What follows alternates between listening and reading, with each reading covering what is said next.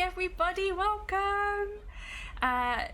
Everyone, wow, okay, what's happening in chat? Will I get to murder someone today? I really hope so. I really hope that someone will die today. Will I spend half the stream talking about food? I've just had a big breakfast, so hopefully not. Welcome in, Charlie. So Mali has, I think Malikissa's got two things to do. She's either got to beat your quickest death, maybe she'll die quicker than you, or maybe maybe she'll win, who knows. Hi Anti-Chap, welcome in. Did I win again? I don't know. Right, anyway, gosh, completely forgot to introduce myself. You all know who I am. I'm Vicky, this is my channel. We're playing Fighting Fantasy. This season we're doing Trial of Champions, which is the sequel to Death Trap Dungeon, which was the very first season we ever did.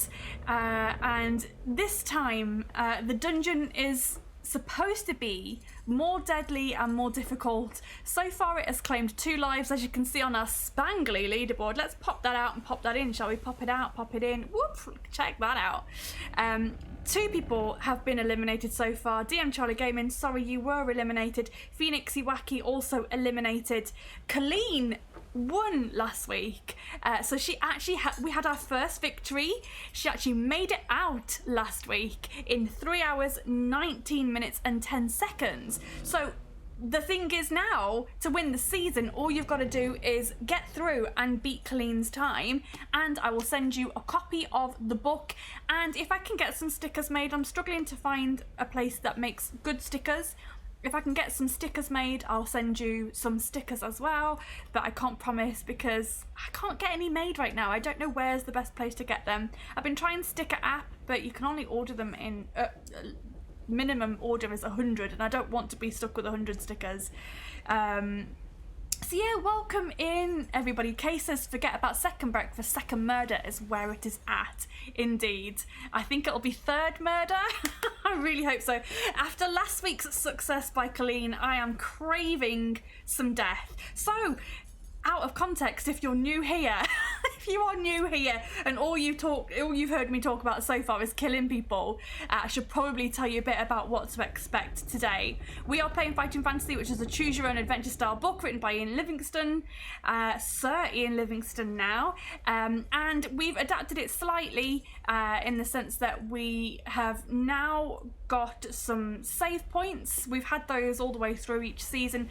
We've got save points, which is kind of computer games-ish. And Paul Plays RPG says, hi, I'm new, hi. Let me tell you what, if you like RPGs or tabletop role-playing games, you're going to love this. It's not a TTRPG, but it's you know, this is how I like to introduce people to RPGs. So if people haven't played Dungeons and Dragons and stuff like that, then this is a really good intro to RPGs. There is adventure, there is dice rolling, albeit there's only 2d6s to roll. But yes, we are going to be rolling dice, facing monsters, hopefully finding some treasure, and hopefully there's going to be some very satisfying deaths. Death. I'm going to be playing as the narrator, so I'm just going to be narrating the tale and rolling for all the monsters, and my adventurer today is going to be rolling for themselves. I have a new adventurer every single week, and as you can see, there's 12 spaces on the board, so there is indeed 12 episodes. This is episode 4, so this season actually rolls on until early April. So if you do enjoy it, then please come back every Saturday for the same sort of thing. We're only taking one break, which is on the 19th of February, because it's my birthday and I'm going out. So I will not be streaming on my birthday this year because I can go out, I can go and do things. Malikissa says, hi, I'm new to being tortured here. Well, I hope you enjoy it. I hope it's a great first time for you. Rick North says, out. Yeah, I'm going out for my actual birthday. Are you allowed to go outside? I am allowed to go outside, but it's still a couple of weeks, so let's not jinx it. But yes, if you like all of those kinds of things, death, role-playing, dice, all of that kind of thing, and adventure and treasure and all of that sort of stuff, and death, if you like death, and if you like torturing people in chat, please get as savage as possible in chat. Please take my side, be evil to the adventurer, wish them death. If you like all of that stuff, stick around. all the lovely sounds that you're hearing are courtesy of Sirenscape. I do work for them, but I was using their sounds way before I worked for them. So if you like the sounds and if you want to add some sounds to your tabletop role-playing games, go and grab a free trial from sirenscape.com.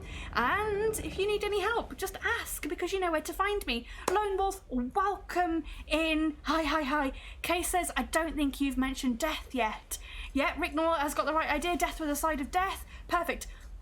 And I am really hoping that there's plenty of people in here who are going to do the same as what they did to Charlie. Chat was absolutely savage when DM Charlie was on, so I'm hoping for the same, because it was so much fun. Right, without further ado, I am going to roll the intro, and then we're going to meet this week's adventurer. So enjoy the intro, and I'll see you on the other side.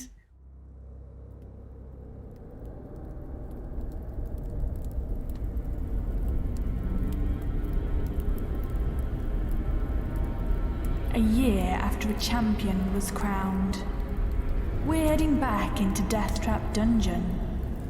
And this time, it's deadlier than ever. Can you survive? The Trial of Champions.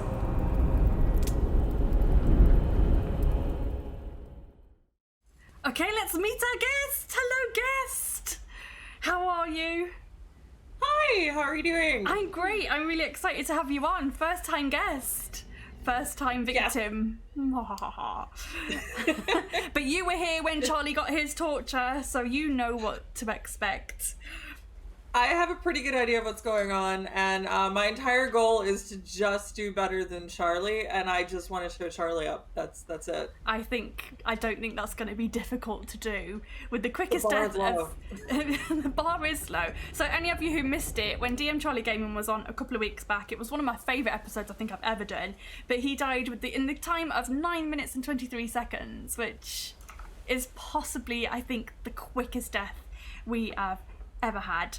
Killer Kitten is also in. Welcome in. Goals, just get past the starting menu. Yes, please just enter my dungeon. That would be great. So people who are new here, you'll notice there's a couple of things on the screen. Malikissa has got 2 hearts underneath her, which means she's got 2 lives, 2 attempts to go through the adventure. But you guys can donate £10 to give her a bonus life. There's also a timer. We're going to use that to time save points. And if she should make it all the way through, that will be the time. Her survival time will be the time that goes onto the leaderboard. But how rude of me, I've not allowed you to introduce yourself. So go ahead and introduce yourself and I'll give you a shout out. Hi everybody, I am Malikissa.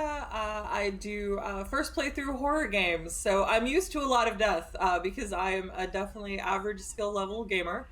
You can find shorts of all of my dying on YouTube, also Malikissa at YouTube, and it's literally just me screaming and dying. So yeah, I'm very used to death, I'm used to the torture, so I think I'm going to fit in quite well on this stream.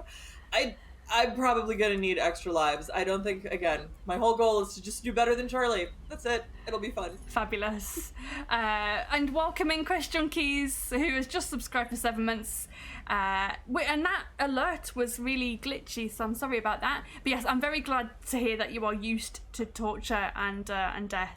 I'm just going to give Quest Junkies a little shout out there as well, because they made the intro video. So yeah, welcome in. So let's meet your adventurer. Who are you going to be playing as today? All of my emotes and alerts are really glitchy today, so I don't know what's going on with that. We're going to have another glitch stream. Great. Yay, glitches. Yay, glitches. But yes, go ahead. Who are you playing today? I am playing as Liana. I am an elven warrior who uses stealth and a katana. I have props. Amazing. Well, that's going to be completely useless to you because, as you know, you're not starting as an adventurer, but you know. It's problematic. But yeah, I have a sword, so I had to bring it with me. That's great.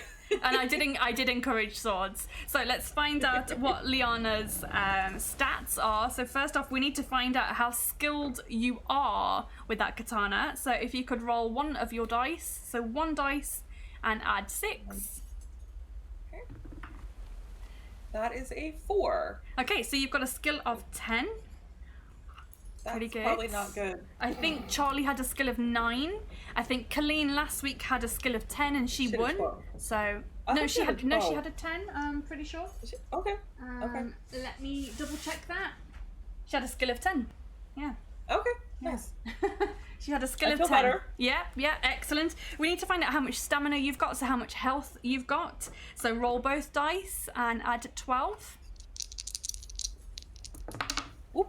That Also, knocked DM it. Charlie says that is completely useless. Yeah, the katana is completely useless. Don't care. I have it and it's staying with me. So suck it, Charlie. Suck it, Charlie. Exactly. That is an 8. Okay. And then you said add 12? Yep, so you've got a 20 stamina. Wicked. We need to find out how lucky you are as well. So roll 1 dice, just 1 dice, and One add dice. 6 for me. That's a 3. Oh no! So 9. A 9 luck. Not lucky. Oh dear. Okay. We could Of struggle course. there. So, those of you who don't know, usually in Fighting Fantasy, you would start with some equipment. You'd probably have some armor, maybe a sword, maybe a backpack, maybe some provisions, maybe some potions to help you along the way. Liana is starting with none of that. And you'll soon find out why. But have you played a Fighting Fantasy game before? Is this completely new to you, or have you played something like this before? I did all of the Choose Your Own Adventure books, so I know the Choose Your Own Adventure stuff. The rolling and the extra stuff is all new to me, but I think I've played every Choose Your Own Adventure book that was ever written. I love those. Okay, so you're going to be a bit of a pro at this then. You know what you're doing. Great. Shall we? Have you got any questions before we start, or shall we just dive straight in? Let's do the thing. Let's do the thing. Okay, guys in chat. No equipment. Yeah, Paul Plays has got the right idea. Sad trombone noise. I can actually do a sad trombone if you wish. Here we go. No starting equipment. Let's do the thing. Hey, Brecca. Oh, and I must say as well, if you see any good clips, please clip them, because everything goes into a clips reel at the end of the season. So please feel free to just get clip happy. If anything makes you laugh, just go for it. Evil Scotsman, welcome in. Last longer than Charlie, we have faith. It's so nice. We've got so many new people in chat who've come over from your community and Charlie's community. That's so nice. Great to see so many people. Can't make a sad trombone noise with no trombone. Oh, burn, Casey joint. I feel like Charlie's people came over just to root for me against Charlie, which I absolutely love. They're here just to be savage to Charlie a second time. Yes, this is going to make me so happy. Okay, so the timer, which is on the screen, we're going to start that when you make your first decision. So if it doesn't start straight away, then don't worry about that. We also have some special commands such as down, west, snack. I think we have thirsty as well. We have lots of different commands. We have clap, so if Liana does like really, really well, you can clap. I stopped reading to come and watch. Excellent. Well, it's great to have you here. Great commitment there, Evil Scotsman. Thank you for your commitment. Thank you for your time. Let's find out how Liana came to be taking part in the Trial of Champions, shall we? Let's. Okie dokie. It's another fiercely hot day, and the temperature in the sticky gloom below decks is unbearable. The air is thick with the acrid smell of sweating bodies. Nobody is allowed to speak, and the only noise to be heard above the monotonous creaking of the ship is the regular sharp crack of a whip and the agonised cry which follows. "Row harder, you dogs!" shouts the one-eyed overseer as he cracks the whip once more. "Enjoy this pleasant voyage while you can, because you'll wish you were back on board after a day or two where you're going." Chained to a bench and straining hard at the long oar, which you pull with 2 other galley slaves, your mind drifts back to the unfortunate day 1 week ago when you were captured. You had left Port Black Sand in a small boat to sail south down the coast to Oyster Bay. As ill luck would have it, a galley appeared on the horizon heading in your direction. It drew steadily closer, and it was not long before your boat was crushed under its bows and you were forced to dive into the sea. There was nothing you could do except climb up a rope that was thrown down to you, and your boat had become no more than a few pieces of broken wood floating aimlessly on the sea. It was useless to struggle as the crew of 20 hardened cutthroats surrounded you. Since that cursed day, You've been chained to your oar, rowing to the point of collapse towards an unknown destination. Suddenly, you hear the shout of, "Land ahoy!" And you begin to wonder what evil awaits you. An hour later, you feel the ship bump up against a jetty, and there is much more shouting until the ship is finally moored. You're dragged from the ship with the other slaves, and you can see in the glaring sunlight that you're on a small island. A sombre-looking castle sits on top of the island, and next to it there's a semi-ruined amphitheatre. A man wearing black chainmail armour hands Captain Bartella a bag of coins. Satisfied with his payment, the wheezing captain orders his men back to the ship, and you watch them set sail. The man in black armour steps forward and says, "You're now the property of Lord Carnus. It's your honour to die for his pleasure in the arena of death here on Blood Island. Only one of you will survive, and he or she will represent Lord Carnus in Fang at the next trial of champions. Baron Suckenvit has modified his deadly labyrinth and is now offering 20,000 gold pieces to anyone who gets through it. Of course, Lord Carnus will keep your prize if you get through, but you'll be spared your life. Baron Suckenvit's reputation suffered greatly when someone succeeded in getting through his labyrinth, but now he boasts that no one can survive the new dungeon. Lord Carnus would like one of you to make Suckenvit eat his words. You must understand, he hates his brother's fame. Now, follow me." You're led up the hill to the castle, where you're locked in a cell in the depths of the lower chambers. Sharing the cell are 4 others: a stout dwarf, a man-orc, a sinewy Easterner, and a bald, muscle-bound man. The mood is grim, and few words are spoken as each of you ponders the impending combat. 42 slaves have arrived by ship. Only 1 will survive. The dubious reward is entry to a deadly dungeon.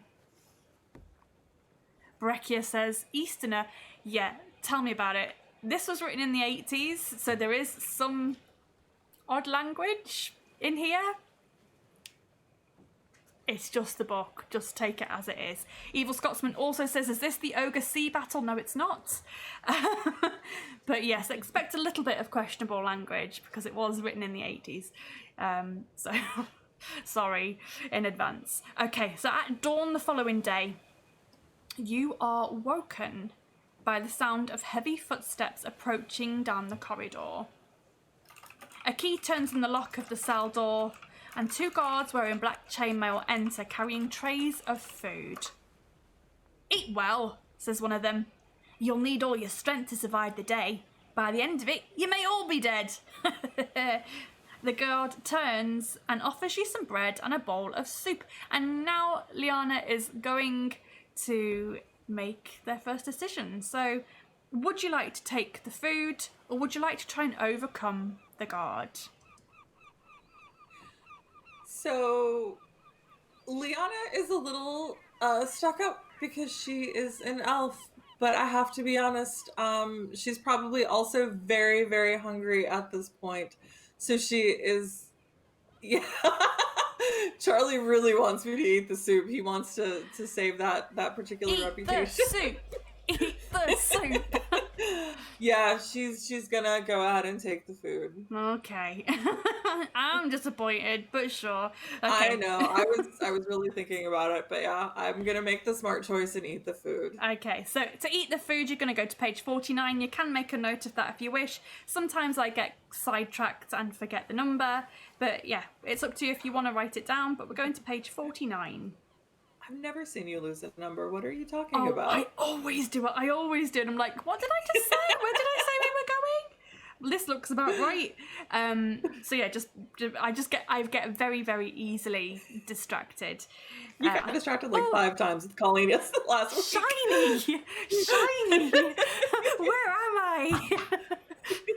I get distracted so easily. So easily. What are we doing? Who am I? What are we doing here? Who are you? Easily distracted. Yes, your favourite game. Yeah, okay, it really is. The soup is thick with chicken and vegetables and tastes delicious. You devour it greedily and you mop up the last drops with your bread. You've not eaten well for a fortnight, but you now feel fit and ready for the coming ordeal. When you've finished eating, you're led away to begin your first day in the arena of death. Turn to page 22. You're in the middle of the procession of 42 slaves, which wends its way along various corridors until you reach the amphitheatre. The sun is already beating down, making the sand in the arena uncomfortably hot to your bare feet. Seated high in the stands is a dark hooded figure surrounded by guards. You watch him rise to his feet and lift his arms into the air, commanding silence. You know why you are here, Lord Cornus begins. It is my wish to be represented in the trial of champions. Some of you will die today, some tomorrow, and more the following day. Until one of you is left. To those about to die, I salute you. Lord Cornus sits down, and he nods his head to signal the start of the proceedings. The slaves are split into 7 groups of 6, and you find yourself in a group accompanied by an elf, 2 Northmen, a dwarf, and an ogre. Your group is chosen first, and you are told that the first event is a race to test strength and stamina. A sack containing several rocks is strapped to your backs. You watch as burning coals are brought into the arena and poured over a section of the makeshift racetrack. The 6 of you are then lined up at the start, each carrying your burden, and you're told to race around the track until one of you is lapped or collapses. Then you're off, and you all jostle for position on the way to jump in the first pile of coals. Do you wish to set the pace or stay at the back? I'm going to ponder. I have to be honest, Liana's more about strategy, and she knows with dwarves she's gonna be faster than a dwarf, so I feel like she's gonna stay at the back, knowing that she can pull ahead if she needs to. So let's stay at the back. Stay at the back, 107. And Breccia says, dinner and a show? I know, right? Very, very nice. Who says I don't treat you right? Stay at the back, 107. One of the Northmen takes the lead, setting a fast pace. Round and around the arena you go, gritting your teeth harder each time you jump over the coals. After 20 minutes, nobody has been left behind, and the Northman increases his stride. Throw 2 dice.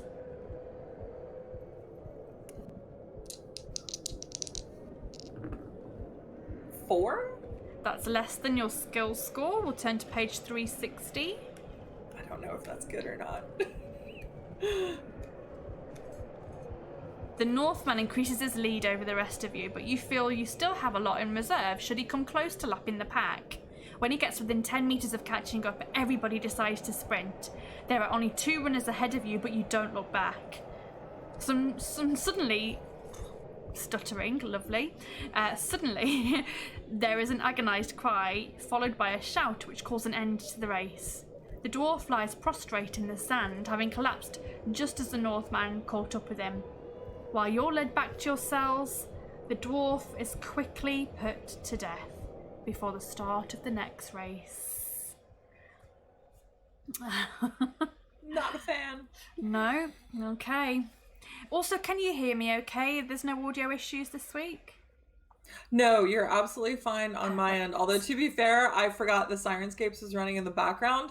So I was hearing the crowd noises and my brain was like, what's going on outside? Like, what is that? That's okay, that's fine. Because I know a couple of times we've had people say that I am cutting off. But if I'm not cutting off, that's absolutely great. Yep. I forgot to check with you beforehand. Excellent. Page 136 then, let's go. When all the races are finished and the survivors are back in their cells, you discover that the bald man also does not return. Now there are only 3 others left in your cell. Although exhausted, you find it difficult to sleep. Your mind is occupied with what challenge the next day might bring. In the morning you're fed, and then one by one the slaves are led away, once again, to the arena. Eventually your turn comes, and when you reach the door to the arena, you're asked to choose a weapon. Would you like to choose a broadsword and shield, or trident and net? Liana really likes swords, but she's not a sword and shield fighter. Like, she doesn't stand and fight like that. So I think she's gonna go for the trident and nets. Okay. 275. You feeling confident with your choice? I think so. Okay. A guard opens the door to the arena and you step out onto the hot sand, which is now stained red with the blood of fallen combatants. Suddenly, another door in the arena opens and out steps a dreaded bone crusher beast. Its tough, leathery skin glistens in the sun. Its ugly head is small and houses two narrow, near-blind eyes, a flat nose and tendrils hanging over its taut mouth. Its torso, however, is massive, and its long arms are dauntingly powerful. So I show this every week, but you're fighting the Bone Crusher Beast. Beautiful, beautiful Bone Crusher Beast. You're going to fight him with the trident and net. That doesn't look like fun. That seems like a terrible idea. Trident and net. Let's see. 175. You allow yourself a faint smile. You've chosen a good weapon with which to fight your adversary. Edged weapons cause little damage to the iron-like hide of the Bone Crusher. There's only one way to slay it, and that's to make it fall to the ground, whereupon its delicate balance will be totally destroyed, and it'll be impossible for the Bone Crusher to get to its feet again. You move forward cautiously to snare it with your weighted net. Roll 1 die. 3? Turn to page 31. The Bone Crusher sniffs the air, senses where you are standing, and moves nimbly just to the left as you release the net, which catches nothing but sand. Lose a luck point. No! Your luck goes down to 8. Roll 2 dice. Okay. I recall that this is where Charlie died. It is where Charlie died. That is an 8. That's less than your skill score. Page 66. I don't know what that means. Is that good? Your dexterity allows you to gather up the net while avoiding the sweeping arms of the Bone Crusher. Sounds good. Once again, you take aim and hurl the net. Roll 1 die. Okay. 6. Page Beat 1. Charlie! Beat Suck it! Charlie! Beat Charlie! That record is safe for another week. I was worried there. I was worried. Page 189. Well done. I was worried there for a second. I was like, uh-oh. Uh-oh. I was worried. I was actually worried. Your throw is on target and it lands on top of the near-sighted Bone Crusher. As it thrashes around, it becomes more and more entangled and it lets out an enraged howl. Before it can break free, you tug hard and you pull the beast to the ground. The Bone Crusher lies helpless and defeated. Panting with relief, you are taken back to your cell. Oh, gosh. Hooray. I think we should probably save it there. That seems like a good save point for me, yeah. Mm-hmm. Yep. We're going to turn to page 113 after this. You've made it to 10 minutes and 15 seconds. Amazing. That is a big achievement. I love that Charlie's super happy that I didn't die. Like he's now decided that it's a point of pride that he sucked so bad. He's going to get a special award, a special badge for it. If I can't be famous, I'll be infamous. Exactly. But you'll be famous as having the fastest death across 4 seasons. That and I is get a save impressive. point. You get a save point. There you go. Yeah, Charlie didn't get it. Charlie didn't even reach a save point, I don't think. I think he did not. No. No. Yeah, I've got a channel point redemption for save points because I was infamous for forgetting to save in Alien Isolation. It was bad. It was very bad. Talking of channel points, I forgot to tell people that they do have channel points. You can use it for a reroll. You can also use it to add a +2 to Malikissa's rolls. But the +2 is limited to twice per stream. So use 3 them. times. No, You gave Colleen 3. I thought it was 2, but I thought I'd limited it to 2. I've definitely limited it to 2 now. definitely. But you gave her 3. Well, I don't think she used the last one, actually. Oh, fine. No, she didn't. She didn't use the Plus last 2 one. is good for the player. You're supposed to be helping me out, Brecca. You're supposed to be mean to me in words and nice to me in helping me win the game. So yeah, plus 2 is good for the player. So if they're facing a particularly strong adversary, it might be good to get those plus 2s in. And yeah, there's rerolls. There is. That's not what I heard. Okay, it's usually mean good. in words, nice in game. The rerolls, however, are not always necessarily good.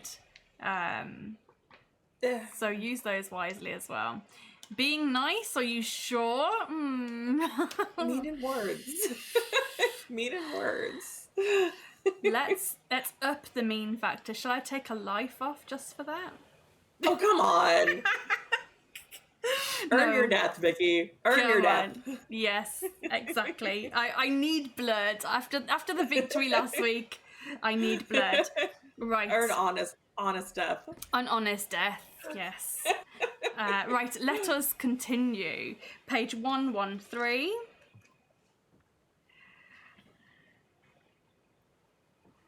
By the end of the day, only one other person returns to your cell. It's the mean-looking Easterner, a man who looks as though he would murder you for 2 copper pieces. As the light quickly fades, a guard shouts out an unexpected command.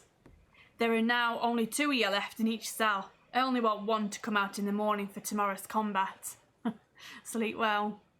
The guard bursts out laughing at his own joke. And then, before he has even finished, the Easterner dives at you, brandishing a long, sharp pin, which he was concealing in his headband. Unarmed, you must fight to the death. Then you're going to fight the Easterner. There he is. He's got a pin. Beware. He's got a skill of 10 and a stamina of 8. So I'll be tracking his stamina, and you are equally matched in skill. So to fight, we're going to roll both of our dice and add our skill score. It's just going to be contested rolls. Whoever rolls the highest, with their skill included, gets to deal some damage. Okay. Okay. Let's go. Let's get into battle. Oh. I've rolled an 18. I rolled a 19. You win. He now has 6 stamina, so every hit you do deals 2 damage. That's a 20. I rolled a 21, so he hits you this time. So he deals 2 damage to you. You guys can give me rerolls, by the way, if you really wanted to help me out. Do the reroll. Or make Vicky reroll. That's another 20. I got a 13 that time, so he's on 4 stamina. 4 stamina. A 16. That's a 17. 16 from me, so you hit him. He's on 2. You only need to deal 1 more damage, and he's dead. 16. Snake eyes from me. That's a 12. He's dead. Yes. Excellent. Didn't Charlie die here too again? No, he didn't. I don't think so. No. No. He did die rather quickly though. He just died all over the place. All over the place. 237. You've beaten the Easterner. 237.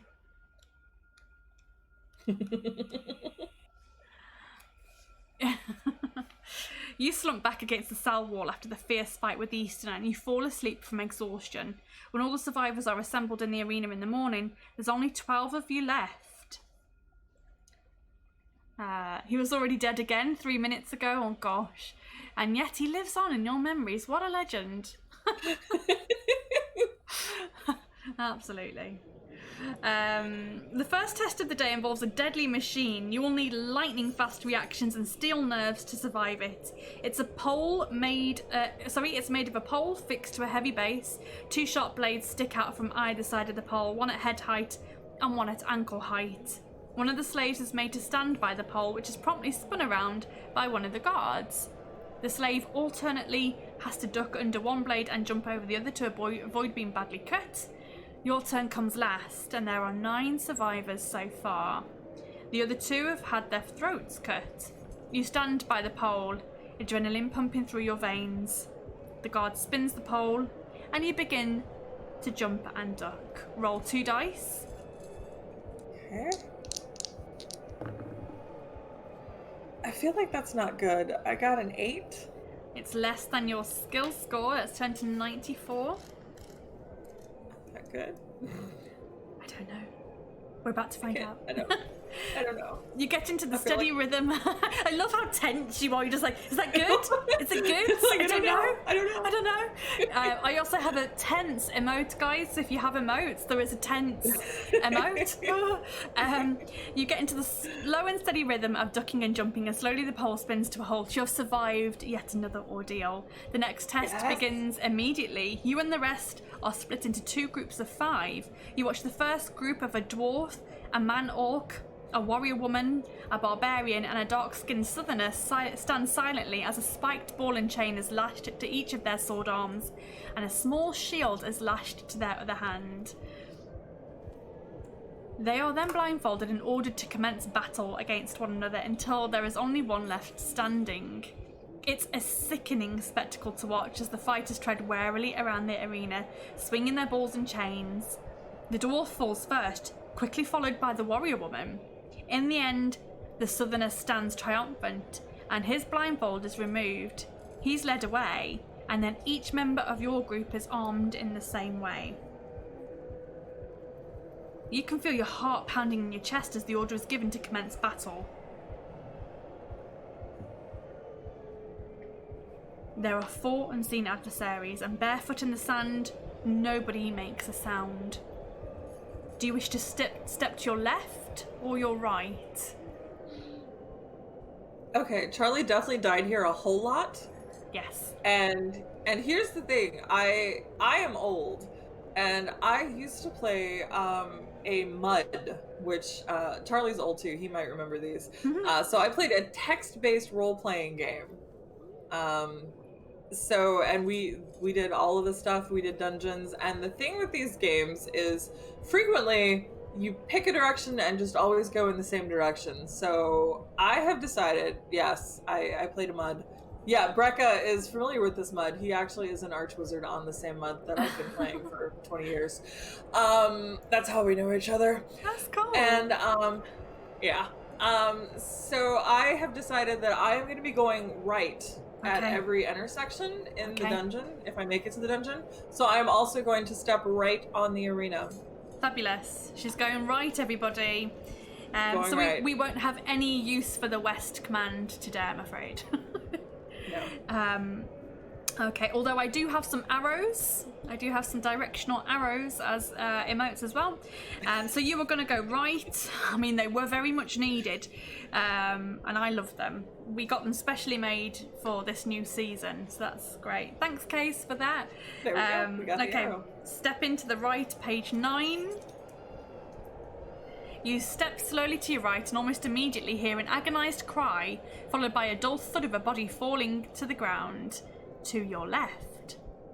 You walk on without making a sound, and a chill runs down your spine when your outstretched shield arm comes into contact with something. But it's just the wall. You turn around and you walk towards the centre of the arena. Test your luck. So testing your luck, you've got a luck of 8. You need to roll 2 dice, and your result needs to be an 8 or below to be lucky. And every time she uses luck, she loses a bit of luck. So what did you get? I rolled snake eyes. Okay, well that's lucky. That's great. That's perfectly lucky. That is lucky. But your luck now goes down to 7. But you are very lucky. Let's turn to page 166. Unknown to you, there's a body lying in the sand directly in your path. You are fortunate not to trip over it as you pass by. You decide to stand still for a moment and listen. You hear the whooshing sound of a ball and chain being whirled through the air directly in front of you. Do you want to stand your ground and swing your own ball and chain? Would you like to step back? Or would you like to lie down in the sand and trip up the person who is advancing? I think I would like to stand my ground and swing. Okay, 183. Test your luck again. Oh god, I gotta be lucky. It's gonna be harder to be lucky. Yeah. That's a 7. Okay. Does that make it? You are lucky, but your luck now goes down to 6. So to be lucky, it has to be that number or below. You are just about lucky. Page 218. Just about. 218. Thank you, Charlie. Okay, you have a +2 to your roll for the next one. So we just missed out there. But I think Charlie was actually trying to make you go over. Just to screw my luck up? Yeah. There you go. That's fine. We'll use it for the actual combat roll. Actual combat, which will be very soon. Your spiked ball finds its mark and crashes into the temple of your unfortunate opponent. He drops to the ground and does not stir again. Listening intently, you step warily to the left. Page 120. You've been made to go left. Damn it. I just want to thank everyone for popping in as well. Everyone who's new here, I really appreciate you coming by to check out my stream, because you probably had no idea what you were getting into. A little bit of sabotage there, I know. Tried sabotage. Attempted sabotage there. And he wasted one of my +2s. I'm really annoyed. Well, I'll tell you what, I'll make a note that you have a +2 and you can use that as and when you want to. So it's been redeemed, but you can use it when you want to. Thank you. See, I can be nice. I appreciate that. Dick move. Dick move. For sure. Breccia says I knew what I was getting into. Torturing Malikissa. Yep. Yeah. You walk very slowly. As you know there are bodies lying in the sand. You stop to listen but hear nothing. You decide to turn around and walk in the opposite direction when suddenly you hear a gruff voice crying out. Is there anybody else here? I'm over here.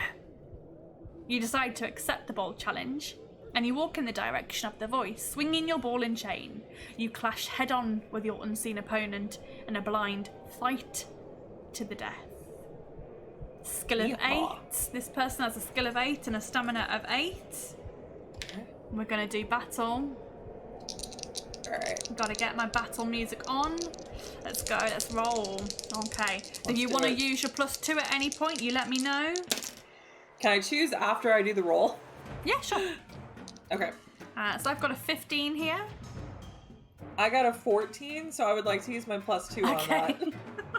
So you've used 1 +2 already. Wow. Okay, so you do deal some damage. He's on 6 stamina. Might as well. There's only 1 left though. Only 1 +2 left. It's a 13. I have got an 8, 9, 10, 11, a 15. Okay. So he hits you, I'm afraid. Sorry. 16. Okay. I rolled a 15. There we go. A 15. That's an 18. A 15 from me, so you do some damage. Okay. 17. I got an 8. No, I got a 13. So he's on 2 stamina. You just need to hit him once more and he's gone. 18. I got a 15. He's dead. He is dead. If you win, turn to page 61. A cheer goes up as your opponent drops to the ground. I'd love for a cheer to go up right now. What's happening with Sirenscape? Come on. I think it's died on me. I didn't die in the tutorial, Charlie. Yes. Now you've got to fight somebody else. But yeah, I don't quite know what's happening with Sirenscape, so I'm just going to refresh it. So let me just pause that there, because I'm wasting time. Okay. I think actually it's my laptop is not doing well at the moment, so I don't think it's Sirenscape. I think it's my laptop. So I'm just going to have a refresh and let's see if that fixes things. How are you finding this so far, though? You enjoying it? Yeah. Oh, yeah. So far, it's great. Are people in chat enjoying it? It was only 1 for the chandelier. What do you mean? We have chandelier. What chandelier are you on about? Oh, 1, 2, 3, 1, 2, 3. Is that what you have? Are we doing this chandelier song? Oh my gosh. I'm lost on that. I got nothing. No, I am also lost. It's a reference to the movie Clue. I haven't seen Clue in years. I can't remember the last time I watched Clue, but it is a good movie. It is. It is a good movie. But wow, what a throwback. It's been a very long time. Yeah. I'm just going to close a couple of the tabs that I've got open. I think that might be putting some unnecessary strain on there. I had to delete a load of stuff off my computer yesterday because it was just... I think it's because I'm making a lot of video content and it's taking up a lot of space. So I think my computer is just dying. Your poor computer. My poor computer. So Sirenscape's really struggling because my internet is struggling and my laptop's struggling. So we may or may not have sound for the rest of the adventure, which would suck if we don't have it. It would suck. Aww. It really would. Like the sounds. I can't play without sound. It's just, I don't know why anyone would want to play without sound. I'm just going to carry on. And if the sound happens, then the sound happens. Okay. Let's continue. I wasted a couple of seconds there, so I'm just going to not unpause the timer just yet. A cheer goes up as your opponent drops to the ground. You hear guards enter the arena, and soon your blindfold is removed and your weapons are untied from your wrist. You're led away to your cell, realising that only the Southerner stands between you and victory. That night you're well fed and your wounds are bandaged. You can add 4 stamina points. Ooh, back up to my original stamina. Nice. And in the morning, the familiar ritual of being led into the arena is repeated, but this time you're made to stand face to face with the Southerner. You are each handed a dagger and a studded glove, and at the command of Lord Carnus, the final arena battle commences. He has a skill of 10 and a stamina of 10, and we're not going to have any sound until my computer decides what it's doing. So, unfortunately, no arena sound just yet, but it may kick in partway through randomly, so we'll see. We'll find out. We'll find out what's going to happen. Here we go. It's not the same without battle music. Doesn't it sound awful without the battle music? I missed the battle music already. Me too. I'm at a 15. I feel like I don't know what I'm doing without it. I'm like, oh my god, I'm so reliant on some sound now. I got a 16. What did you get, sorry? I got a 15. Oh gosh, okay, so sorry I hit you there. Good. You're not sorry, don't lie. 20 from, yep, 20, so nothing happens, both 20. Wow, nothing happens. 17. I got a 19. Hits you again. This is so anticlimactic without the sound. It's so anticlimactic without the sound. I hate it. It is throwing me off a little. It's throwing me off massively. 19. Oh, I got a 22. Are you shitting me? No, I rolled a 12 and he's got a skill of 10. I believe my maths is correct. Where were your crappy rolls you had last week against Colleen? I don't know. Oh, Case wants me to re-roll. Thank you. Shall we re-roll that last one? Let's re-roll that last one. Okay. That is a 19. So it's still fairly high. And I can't remember what you had. Yeah, it still beats you, doesn't it? May be throwing you off, but it's improving your rolls. Is it? Is it though? Yeah. Is it though? I rolled a 13 this time, so. Oh, please let me do better than that. That's a 17. Okay, so you hit him, you get your first hit in. He's finally. On 8 stamina. This is really throwing me off not having the sound. I don't like it one bit. 21. I got a 14, so... I feel like the reroll, I still lost, but I feel like the reroll reset this, so we're good. I'm feeling better. So thank you. That is a 19. I got a 17. Yes. He's on 4 stamina. 16. A 17. Ah.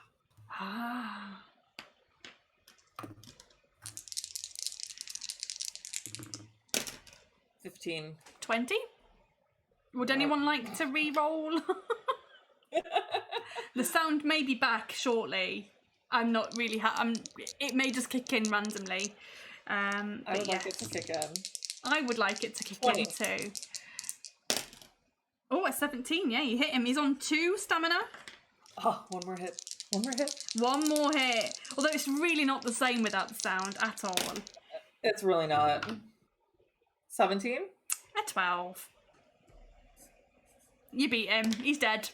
Yes. We'll have to do our own crowd noise. Way! Yay! Our own crowd noise. Wah! You're awesome. You're awesome. Yeah. Woo! Officially did not die in the tutorial. Suck it, Charlie. Amazing. So that is a save point there. Yay, everyone's applauding and clapping. We actually do have a clap. We do. Why haven't I not done this? We've got a clap command. We do have a clap. I felt lame clapping for myself. There you go. We actually have a clap. It didn't seem appropriate. Yay! Yay! There we go. So we've kind of got some crowd noise going there. You've made it to 26 minutes 47. And we're going to be heading over to page 261. You've got a skill of 10. You've got a luck of 6. Excellent. So if you die at any point, you can actually respawn at this exact moment in time. You'll come back with full stamina and you'll have a skill of 10 and a luck of 6. So we have had it sometimes where people have made really awful decisions and their luck and their skill has dropped massively and they've just kind of killed themselves so that they can go back to their better save point, which always makes me happy when they just waste a life. That's it. We're redoing it. Yeah, they're just like, you know what, let's just reset because my luck and my stamina and my skill are shit. Because they've picked up all the bad things. Sometimes it happens. Sometimes it does happen. It's just poor bad luck. Okay, let us continue. Page 261. As the southerner drops to his knees, clutching his stomach, he manages to utter a few words with his dying breath. Good luck in the dungeon, stranger. But if you get chance to be alone with Cornus, remember those of us who died in his arena. The southerner grimaces with pain and falls silent. You vow to yourself that you will avenge your fellow slave's death, and you will kill Lord Cornus if you survive the deadly labyrinth of Fang. That night you're an honoured guest of Lord Cornus, and you indulge in your every whim. Let's see if I can get this to work. Please work. That would be nice. I need the sound back. You gorge yourself on delicious food and you enjoy yourself long into the night. After a week of luxurious living, you return to full fitness. Restore your stamina score to its initial total. Yay! Then, locked in chains, you set sail with Lord Cornus and 30 of his guards, and 10 days later you arrive in Fang, the venue for the annual Trial of Champions.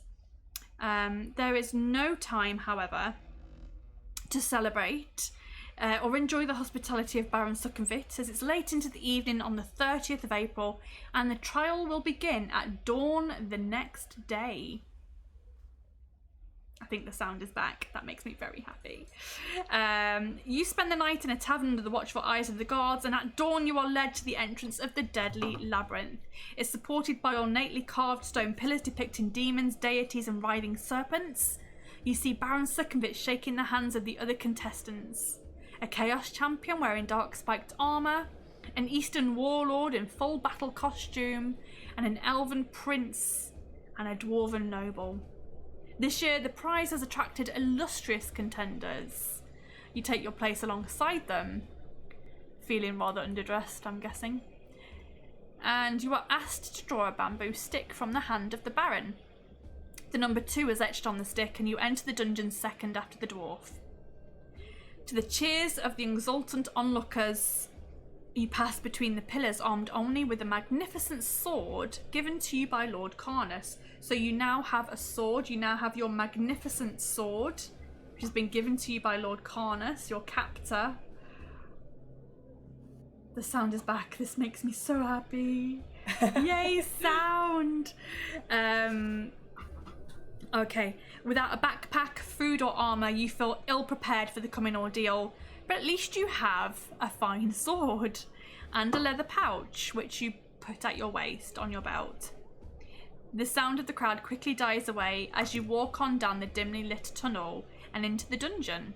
What horrors lie before you, it's impossible to imagine, but you know that Baron Suckenvit has spent the last year modifying his death trap dungeon so that it's now reputedly lethal beyond comprehension. But your desire to avenge the deaths of your fellow slaves makes you determined to succeed. The tunnel leads straight ahead for 50 metres, And then you come to a doorway on the left-hand wall, which has a sign on it, written in dried blood, and it says, "Keep out." You hear scratching and sniffing sounds coming from the other side of the door. Do you wish to draw your sword and open the door, or keep on walking?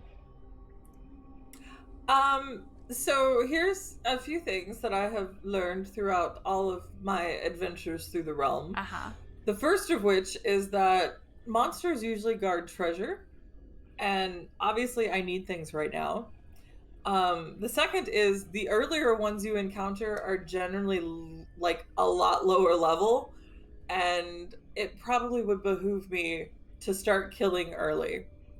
So I am going to draw my sword and open the door. Draw your sword and open the door, page 374. Charlie also says, your only path to fame and glory now is by getting all the way through. You got this. We believe in you. Suddenly the tables have turned. He's no longer trying to sabotage you. But you're gonna... Very confusing. Make up your mind, Charlie. Now that I have not died in the tutorial, now he's with me. He's like, all right, yeah, fair enough. 374, let's see what awaits behind this door. The door opens easily and you step into a small room. Before you've had time to look around, a huge black hellhound leaps at you with flames shooting out of his mouth. You must fight this savage beast to the death. He has a skill of 7 and a stamina of 6. It says after each attack round you must roll 1 die to see if you get burnt by the hellhound's flame. So we're going into battle with a hellhound. He has a skill of 7 and a stamina of 6. So, let's go. Bad dog. 16? I got a 14, so you hit it. Okay. And then you need to roll die. 1 die to see if you get flame damage. 6? No, you're absolutely fine. You managed to dodge out of the way. Ooh. That is a 15. I got an 18 this time. Ouch. So it hits you. Let's see if you get flamed. 5? No, you're absolutely fine. You managed to dodge again. Okay. Very nimble. I got a 15. 16. A 15 from me. You hit it. It's on 2 stamina. Okay. Oh no. 6. A 9 from me. It's dead. Yay. Oh no. Okay, well, that's fine. If you win, turn to page 52. I was hoping to at least get a... That's all. I took 2 damage from him, right? Not 1. Yes, you did, yeah. Okay. Just making sure. Yeah, no, that's fine. Turn to page 52. The room is empty apart from a pile of straw and old bones in the far corner.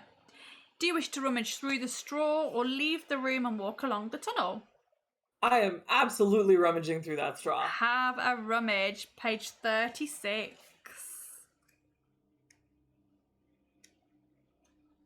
You find a gold ring lying on the stone floor under the straw. You place it in your leather pouch and leave the room. So you now have 1 ring. You can put that in your little box that says rings. Lovely. Page 82.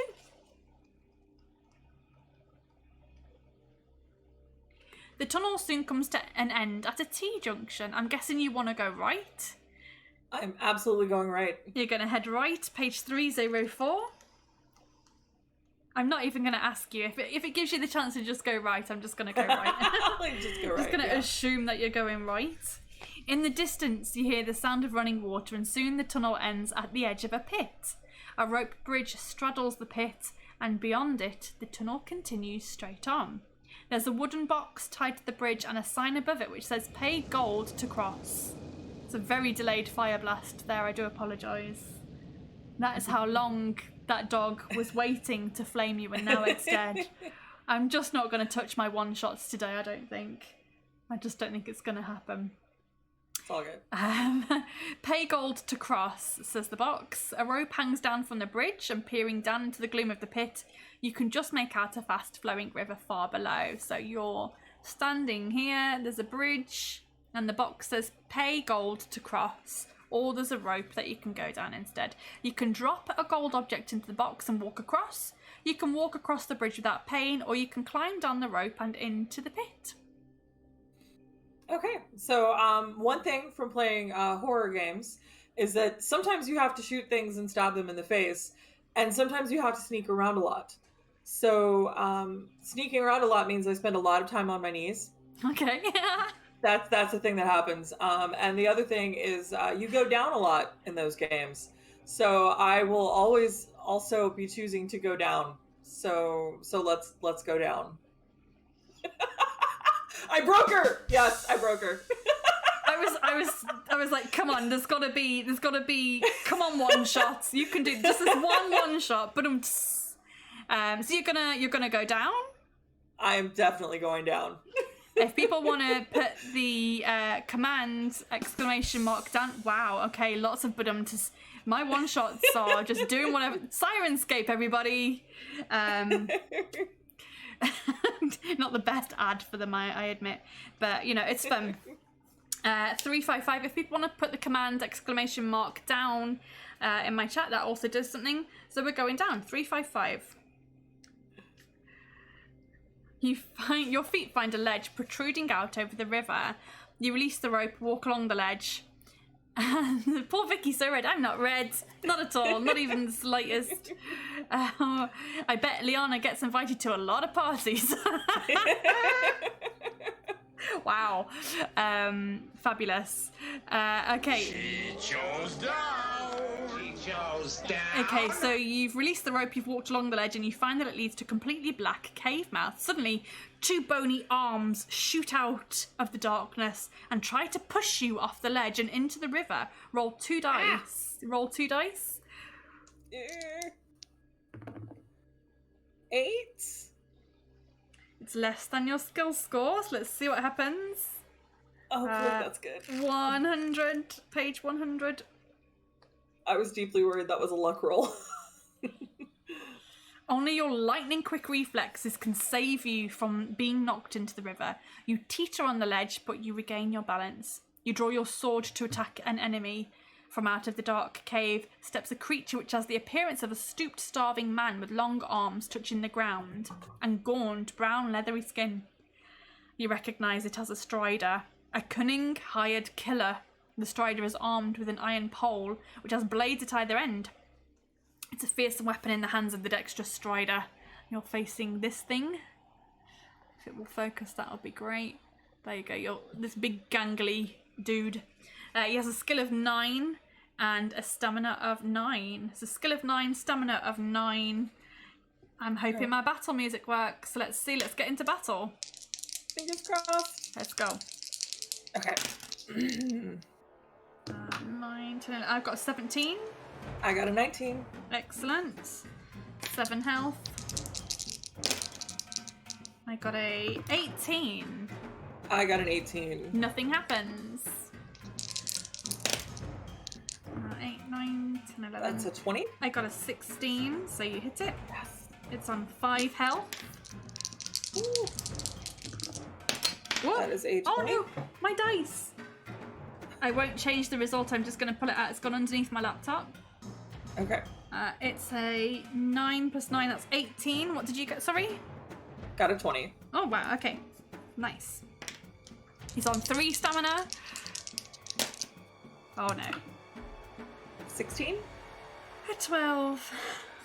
Yes. 1 stamina, you just need to hit him one more time. 15? And a 14. Wow. Yes. Only just. Only just. Yes. Wow. Like, my rolls were progressively getting worse and worse as it was going on, and I was getting worried. But so were yours, so it works out. Mine were terrible. Okay, we're going to head over to page 19. You've got a skill of 10, stamina, a luck of 6, and 1 ring. Page 19, let's go. The strider has no possessions apart from a bone medallion hanging around his neck. Do you wish to put the medallion around your own neck or leave it and climb back up the rope? I absolutely want to take his bone medallion. Fabulous. Take that, put it around your neck. Page 70. Let's see what happens. Is it a good bone medallion? Do we think? It's probably bad. I don't care. It might be magic. It might be cursed. No way of knowing. It makes it more exciting. Nothing strange or untoward happens as you put the medallion around your neck. You look around and decide the best plan is probably to climb up the rope. So nothing happened, but you can add that to your inventory. So if anything comes up that says, are you wearing a bone medallion? You can say, yes, I am. We're going to turn to page 328.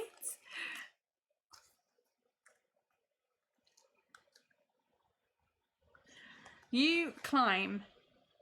What's happened to the music now? Come on.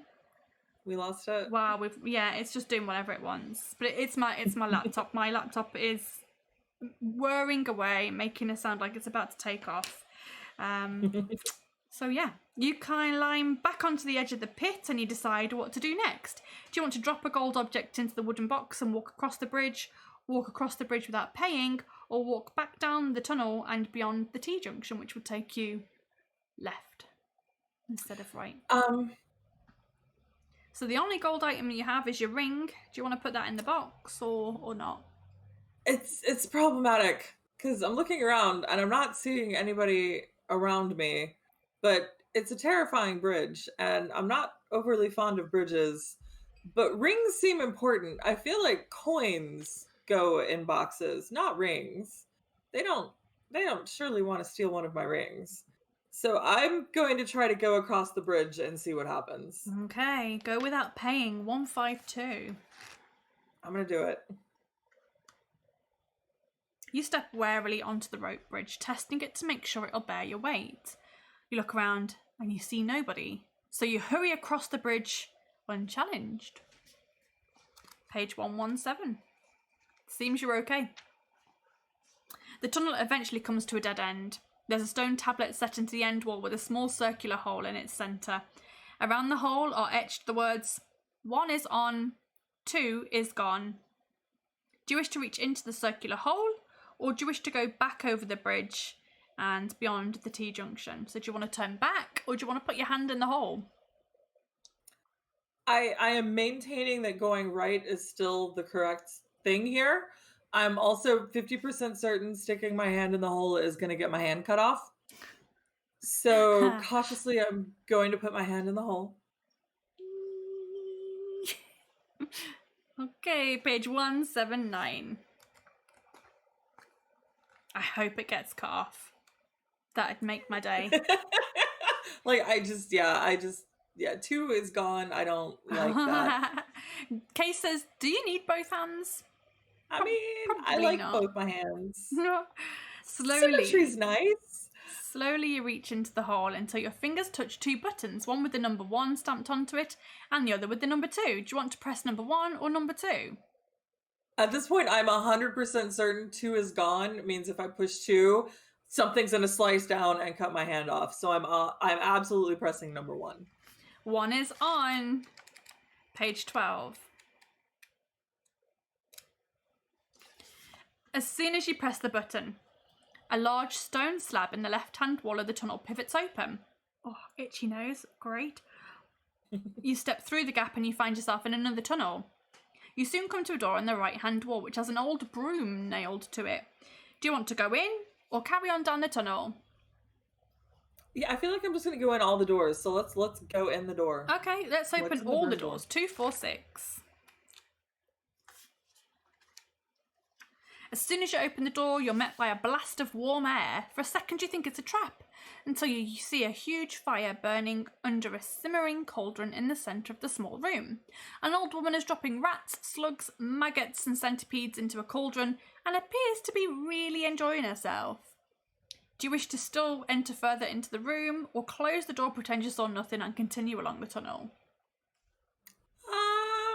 She seems friendly. Let's continue in. She seems happy. She seems nice. Yeah, it's going. Okay. She seems perfectly happy. I'm not eating that soup, Casey. Eat the soup. Eat the soup. Absolutely not eating that soup. That's not happening. 186. The old crone looks up, cackles an evil laugh, and throws some dust on the floor. A cloud of smoke rises up and the old witch vanishes. Suddenly there is movement above you, and you've got just enough time to draw your sword as 2 vampire bats swoop down to attack you. You must fight the bats. This is 2 bats. They both have a skill of 5. The first one has a stamina of 5, and the second one has a stamina of 4. You're going to fight them one at a time. However, while fighting the first bat, the second one is going to cling to your back and suck some blood from your neck. So every attack round, you'll lose 1 additional stamina as standard. So you'll fight one, and the other one's just going to suck on your neck there. Beautiful. Let's get into battle with, unfortunately, no battle music right now.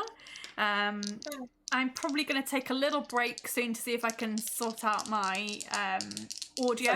So, yeah, I think I might just need to switch servers. It's just going to take a couple of minutes. Okay, let's roll. Let's get these bats underway. Skill of 5, stamina of 5, this one. 22. It's only a 12. So, yeah. I'll take that.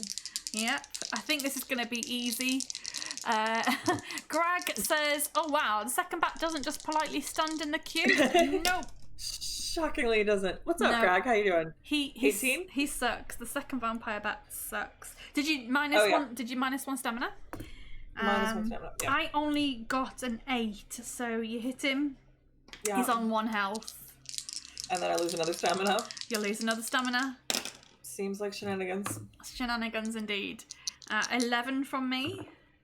That is a 6 plus 4 is 10. There we go. 20. 6 plus 4 is 10, yes. And you lose another stamina, and now you're going to fight the second vampire bat, who only has a stamina of 4, but still a skill of 5. And Charlie says, the brutal nature of these books makes me wonder what DM hurt Sir Ian Livingston as a kid. And that's a 19. I got a 13, so you hit it. You only need to hit it 1 more time, and it's dead. 16? 9, 11. It's dead. There you go. Okay. Lovely. You win, page 142. Totally easy. No problem. Really easy. You decide to add your own ingredients to the witch's brew by dropping the vampire bats into the cauldron in the hope of poisoning her. You look around the room and you find a polished wooden box with a face carved into it. It's a face that you recognise. It's the dwarf who entered the dungeon before you. Inside it you find... you also find a small vial of red dust hidden inside an old book. Do you want to open the wooden box with the face on it? Do you want to throw the dust on the floor? Do you want to save the file in your belt pouch? So do you want to save the red dust? Or do you just want to leave the room, forget this whole palaver, and continue on up the corridor? Oh no, I'm keeping the stuff. I'm absolutely, I'm hoarding at this point. Okay, so hoarding. So you're gonna... Let's go with the dust. You're gonna keep the dust. Okay, page 300. Keep the dust. Despite your hunger, you refrain from helping yourself to the stew. Not eating the stew. Definitely not. I mean, the bat is very fresh, though. I'm good. Do you want to open the wooden box or just leave the room? I do want to open the wooden box. I'm super curious. I'm really curious as well. What happened to the dwarf? I don't know. Page 124. Let's find out what happened to him. As soon as you open the box, your whole body seems to stretch as though you're being sucked in through a keyhole. You're consumed by terror when you realise that you're in a black void. You can feel nothing around you. No walls, no ceiling, no floor. You are now a prisoner in the trapping box. And the dwarf who has opened the box earlier is now free. Your face now shows on the carved lid of the box, and you cannot escape it unless some other foolish person opens the box. Test your luck and add 3 to the total. Shite. Yeah, you've only got a luck of 6. So you need to roll a 6 of below. Well, you need to roll very low, to be honest. I need to roll a 3 or below. You need to roll very low. I rolled a 10. Very, very, very, very, very, very, very unlucky. And now your luck goes down to 5. Oh, that's great. Yeah. Very, very, very, very, very, very, very unlucky. Page 24. This could be a first death, guys. This might be death. Curiosity killed the Malikat. None of the other contestants enters the witch's room after you. When the witch rematerializes in her room, she cackles with laughter at the sight of your little face on the lid of the box. There'll be no more visitors for at least another year, and you're going to be trapped forever in her void.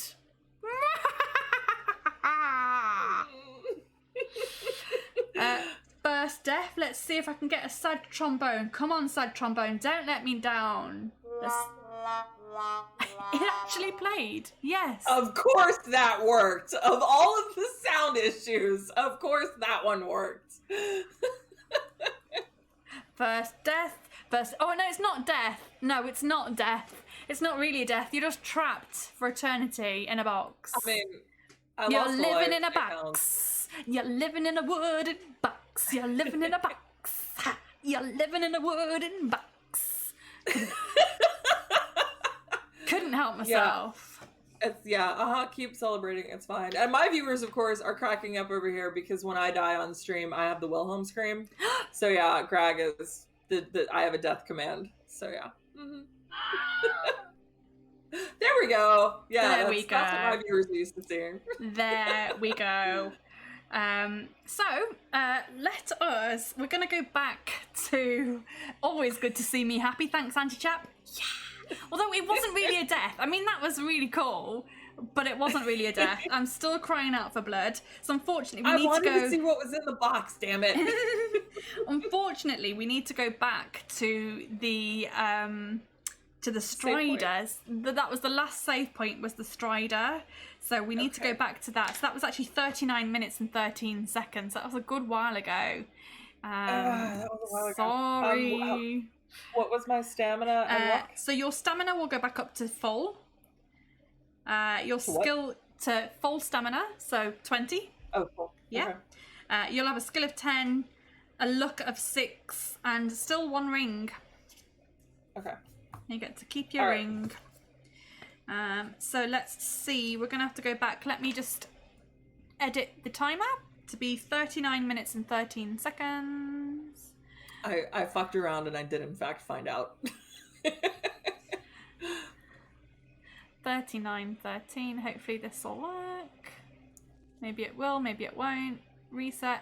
39. That being said, did you want to stop here to do the Sirenscape? Because you said you wanted to, stop and fix things. The sad trombone and the Wilhelm scream worked, so let's keep going with it. Okay, we got this. Let's just keep going. I'll fiddle with it when we have a proper break. But okay. We don't need a proper break just yet, I don't think, do we? We're good. No, we're good. We're good. We don't need to stop to go to the loo. We've We're got good. big bladders over here. That's a lie. I've got the smallest bladder in the world. Well, I've only had a small amount of water, but I've got 2 liters of water next to me right now, so. I thought my cauldron of tea was appropriate today. My usual mug, which actually says "Spread joy every day" on it, is in the wash. Spread joy every day. I will make a cup of tea in my favorite mug that is that says "I'm not good at apologies, so unfuck yourself" or whatever. Nice. Serum76 says, so we now have a box that we could teach to sing. Cheapest bard ever. Yeah, absolutely. We appreciate your efforts for keeping Vicky happy. Oh, yeah, I know. People sacrifice their time and themselves, and it makes me very happy. We're going to head back to page 19 where you just defeated the Strider. Sing, Malikissa, sing! Don't think we've got time for a musical, guys. We really don't. We don't have time for a musical, but let's keep going. So I'm sorry, but we're back at the Strider. So that was a fair little while back before we even put our hand in the hole. Before we put the hand in the hole. Before we put the hand in But the I've defeated the Strider, and I have the bone medallion. You do, yeah. So you putting that around your neck, turn to page 70. Nothing strange happens when you put the medallion around your neck. You look up and decide the best plan is to go back up the rope to page 328. You climb back out onto the edge of the pit and you decide what to do next. I assume that you want to walk across without paying again because that worked out so well last time. We are absolutely doing that. Excellent. Page 152.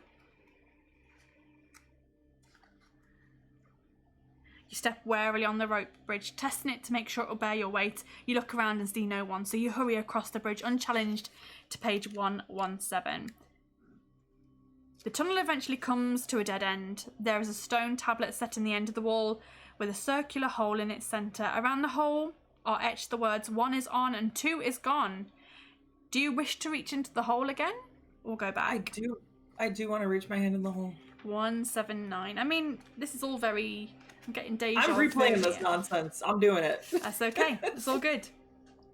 Slowly you reach further into the hole until your fingers touch 2 buttons. One with the number 1 and the one with the number 2. Do you want to go 1 or 2? 1 again? Page 12? Still on 1. Page I still think my hand's gonna get cut off if I press 2. I'm probably absolutely right. certain that's what it means. You're probably right. As soon as you press the button, a large stone slab in the left-hand wall of the tunnel pivots open. You step through the gap and you find yourself in another tunnel. You soon come to an old door in the right-hand wall, which has an old broom nailed to it.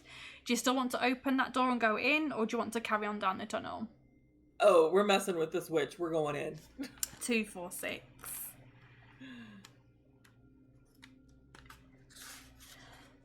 Which means that you're going to have to fight the bats again, unfortunately. I have more stamina this time, though. You do, like, yes. I will do better this time. An old woman, very happily dropping rats, slugs, maggots and centipedes into the cauldron. She's really enjoying herself. Do you still wish to go in or close the door? I am still going in. Still going in, 186. You just know not to mess with the box this time. Not touching the box. The old crone looks up, cackles an evil laugh, and throws some dust on the floor. A cloud of smoke rises up and she vanishes. Suddenly, there is movement above you, and you've just enough time to draw your sword as 2 vampire bats swoop down again. They have a stamina of 5 and 4, with a skill of 5 each. The first one is going to be battling you while the second one sucks on your neck again. So let's get into battle. Let's see if I can get my battle music this time, because that would be lovely. Let's do battle. Let's do it. Let's do it. We got music. We've got music. And that's a 15. I got an 11, so okay. Yeah, you hit it. It's on 3 stamina. Yeah, remove 1 stamina for the sucky bat. That's a 15 again. 10 from me. Okay. And that other bat sucks you again. Oh god, Grog. I rolled a 15. I got a 17. It's dead. So he takes his last little suck of blood, and then he takes flight, and now you're battling. Extreme battle. Yeah, just bat them around with your paws. All of the bat puns there, keep them coming. 19. Oh no. 9. Rubbish. Famous last words, this time will be better. Ooh, okay, I got a good one. 11, I got a 19 again. Oh, I got a 16. So I rolled an 11 and then add 5, which is just rubbish, absolutely rubbish. So he's dead. He's dead. And we'll go back to page 142 because you've won. Make better choices this time. You decide to add your own ingredients. You pop the vampire bats into the cauldron in the hopes of poisoning her. You look around the box and you find a polished wooden box with a face carved into it. I kind of feel bad. He drained his battery. Oh god, these puns are killing me. No. So bad. Just no. Would you like to open the wooden box? I kind of feel bad for the dwarf that's in there because you know what kind of torment he is going through now. Sucks to be him. Sucks to be him. He made a bad choice. He did. You also find a file of red dust hidden inside an old book. Red blood is different. Wow. Would you like to open the wooden box? Go on. Or take. No. Do you want to throw the dust on the floor? Put the dust in your belt, pouch. Sorry, or leave the room and continue along the corridor. I am still gonna take the red dust. Okay. Yeah. That's 300. Delicious red dust. I know, right? I don't think I'm gonna eat it, but I'm gonna take it. There's nothing else of interest in the room. Despite your hunger, you refrain from helping yourself to a bowl of the bubbling brew. Do you wish to open the wooden box or leave the room? Let's leave the room. Let's leave the room. I'm going to save there as well because we don't want to have to do that again. We don't. We really don't. Why is it not pausing? Come on. You know what? You fix one thing You fix one thing and everything else goes to shit, doesn't it? Of course it Generally, does. yeah. Pause, please, pause. I'm going to take a couple of seconds off there. I think it was 44:35 or something like that. Save it. Yeah, something like that. God damn it. Honestly. You fix one thing and then everything else breaks.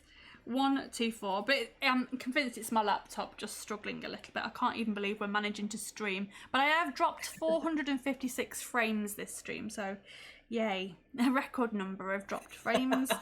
You were on I did not miss the same point.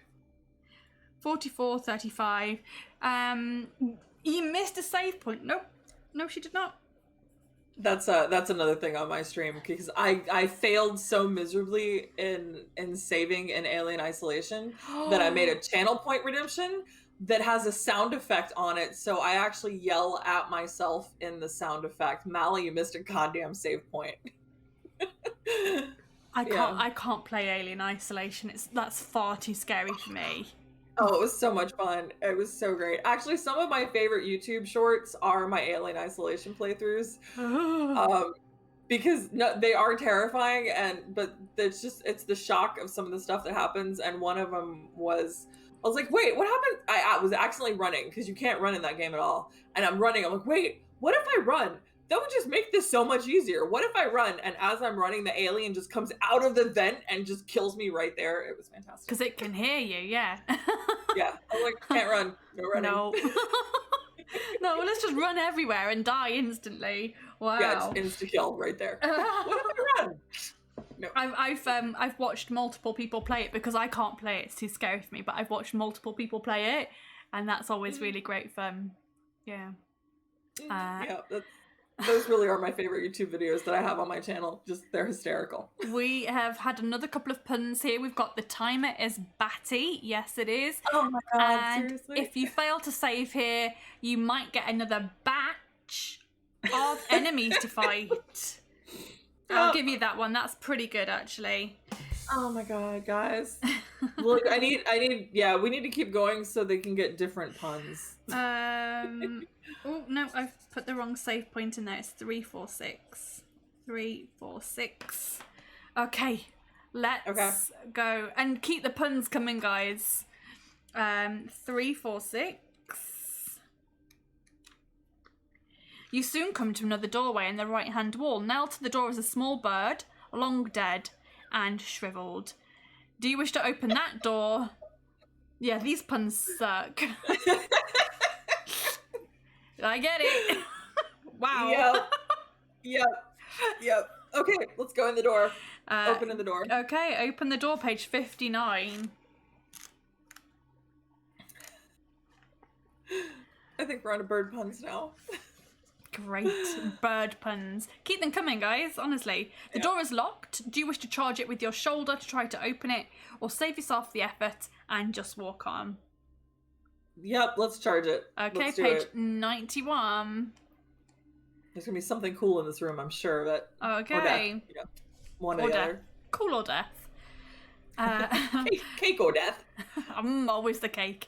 Cake, please. Always cake. Roll 2 dice. Okay. 8? It's less. I feel like I'm getting a lot of 8s. Less than your skill score, page 332. Okay. One killer kitten's getting in on the puns now too. Oh gosh. You stand back before throwing your full weight against the door. It bursts open and you draw your sword as you step into the darkness before you. Page 219. The temperature inside the derelict room is much lower than in the tunnel. You begin to shiver as soon as you step into the room. And you can see your breath hanging in clouds in the cold air. In the far wall of the room you see a large tunnel entrance, from which you can hear the sound of a low hiss. You stand your ground, sword in hand, as a hideous beast enters the room. It has a bloated green stomach like that of a huge toad, and a grotesque misshapen head supported by a blubbery neck. It has a circular extended mouth whose fat purple lips surround rows of sharp teeth. The beast slices its prey and then sucks the innards out. Fresh intestines are the delicacy of a cold claw, and it intends to eat yours as punishment for entering its lair. So you're face to face with a cold claw. Nice. This doesn't sound like fun. As the vile beast lumbers towards you, the temperature drops even further. Reduce your skill by 1 for this combat only, so you'll be fighting on a skill of 9, whilst the Cold Claw has a skill of 10 and a stamina of 11. This is going to be a really tough fight. This is going to be really tough. This is going to suck. If you have channel points, some rerolls on Vicky's dice might be useful. Just throwing that out there. We'll see. We'll see what happens. Okay. A 17 from me. That's an 8 plus 10 is 18, so that's a 17. Nothing happens. Nothing happens. I'll take nothing over getting hit. Oof, no. A 12. 7 plus 7, so 16? Yep, you hit it. Oh, thank God. Killer Kitten doesn't have enough points yet, that's okay. That works for me, that's good. Roll Roll slower. slower. I have a 19. That's a 9, so that means I have an 18. No. Okay. Alright. Oh, that's a reroll. We got a reroll. Oh, okay, he's just in the nick of time.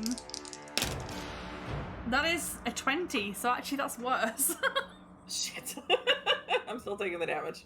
Yep, but nice try, Case. Nice try. But last time you did that, Case, I really appreciate that because it turned my dice around. I don't think so, not this time. That's a 10, so that's a 19? Oh, I also got a 19. Nothing happens. Okay. Got a 17 here. That's a 9, so that's an 18. Nice. It's on 7 stamina. Oh my God. That is a 19 here. That's a 6, so that definitely doesn't make it. Nice.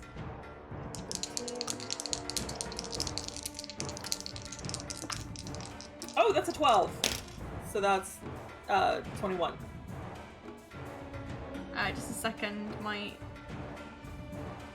mouse is freaking out now as well. My mouse is just like scrolling through Sirenscape, doing its own thing. I don't even think I rolled there. Sorry. I got a 17. Sorry, what did you get? 21. Wow, big hit. I think that's the first 12 I've rolled. That's nice. That is a 20.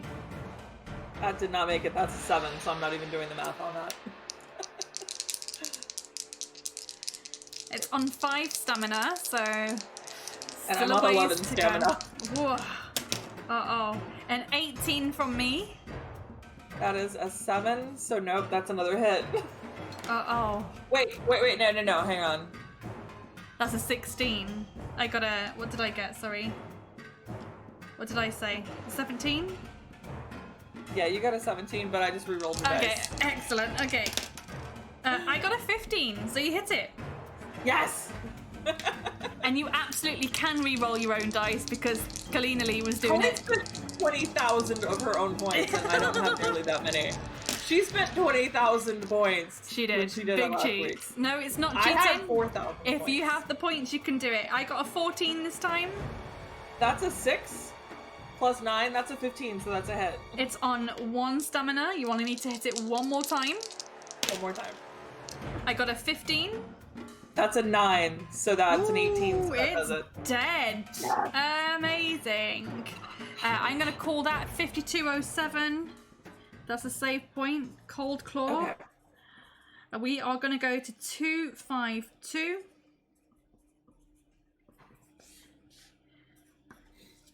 Uh, 252, let's go. That was rough. That was terrifying. The cold claw is pretty scary. That was rough. The room has I long took been a abandoned. lot of damage. Yeah, but you also took a lot of damage. What's your stamina looking like at the moment? I've got 11 stamina right now. No provisions, no way of healing.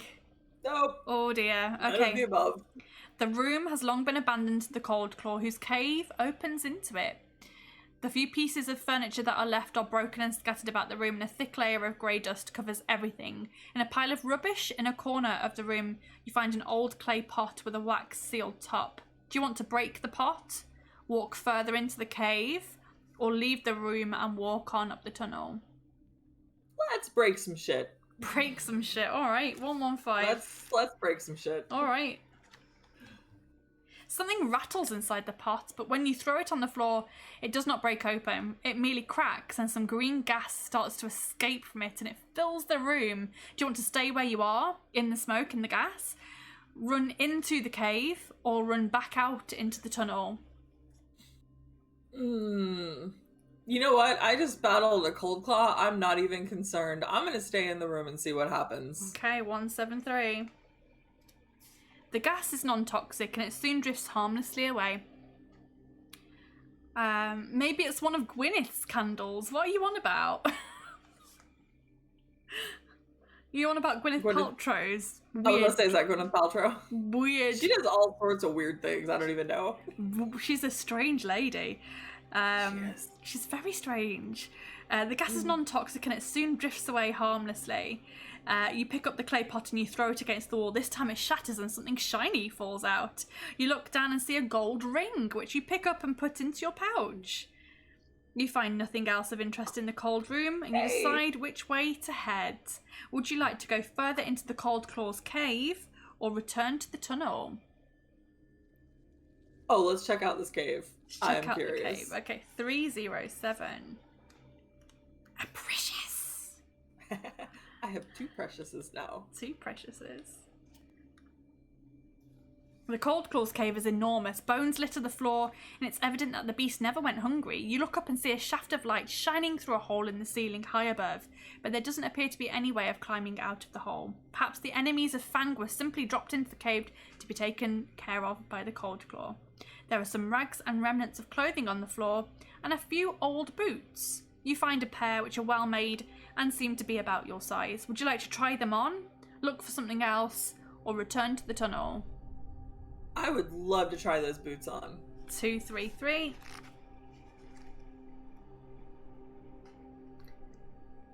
Because at the moment you are still barefoot, aren't you? I am barefoot, yes. The boots fit perfectly, and when you walk around the cave in them, you feel nimble and sure-footed. You're wearing elven boots of speed. And I'm an elf. I needed those boots. Oh, lovely. Do you wish to rummage around for something else, or stride out in your new boots and head back into the tunnel?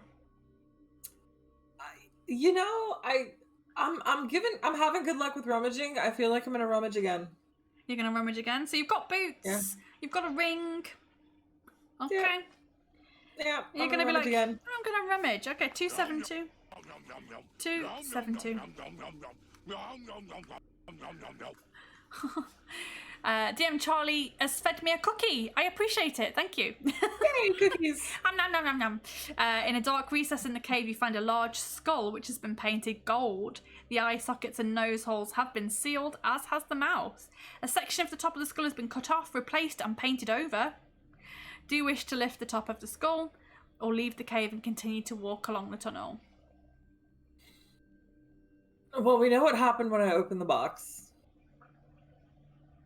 However, I keep getting curious about things. It's a problem, but I have to know. Let's do it. Let's lift off the top of the skull.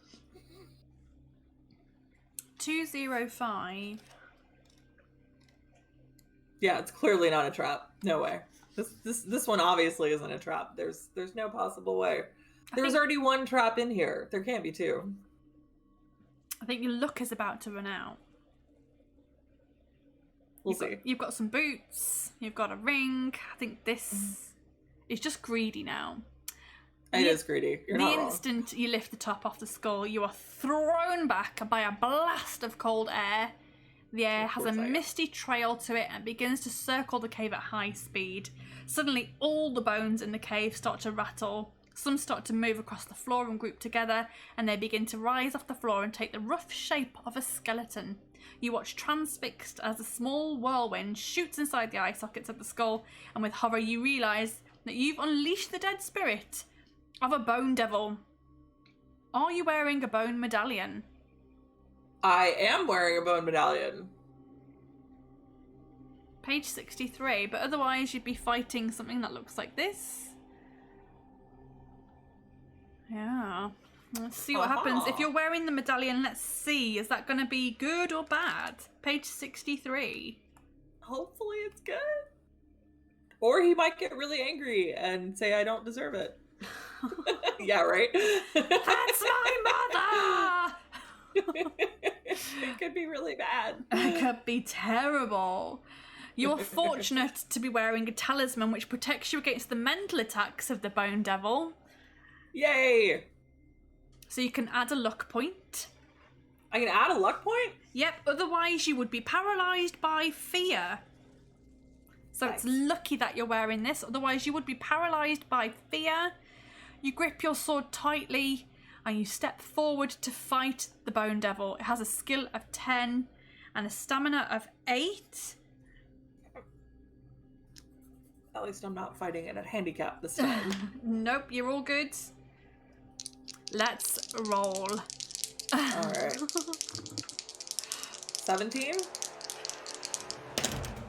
Ooh, I got a 19.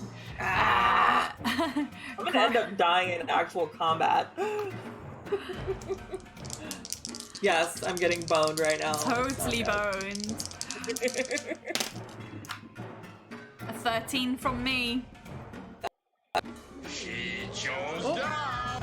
What happened there? Chose down. Who chose down? No one chose down, did they? What happened? Oh, I've lost your sound for some reason. I think it's me though. Is it me? Wait a second. Why have I lost sound?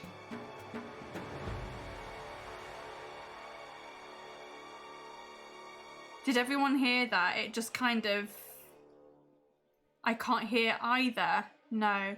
Bear with me. I'm just going to stop Sirenscape. I've paused the timer. I think it could be my end, perhaps. I tell you what I'll do. I'm going to switch to the Be Right Back screen and we're going to try and sort out our audio issues. Is that okay? Yeah, it was as soon as you did the down command, there was a crackle or something. Killer Kitten can hear me, but not Malikat. Not Mali, no me either.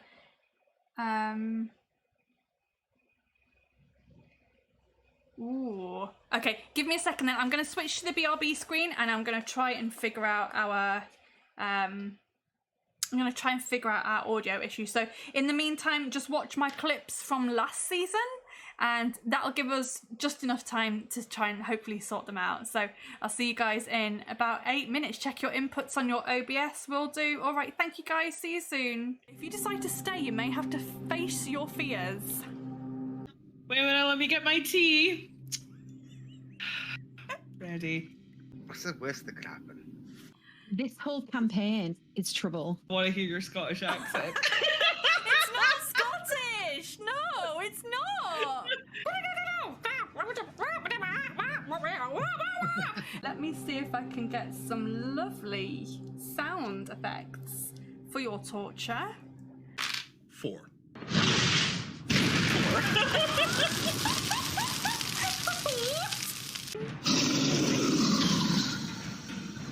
Listen very carefully. I shall say this only once. Eye of the Dragon, more like Kanye, Kanye Eye of the Dragon? Pitiful. A pitiful. Play ya ding dong! It makes me ever so thirsty. Play it! Need to drink, god damn it! Go on, Go on. You all have some leaf paste, won't you, fathers? Go on. I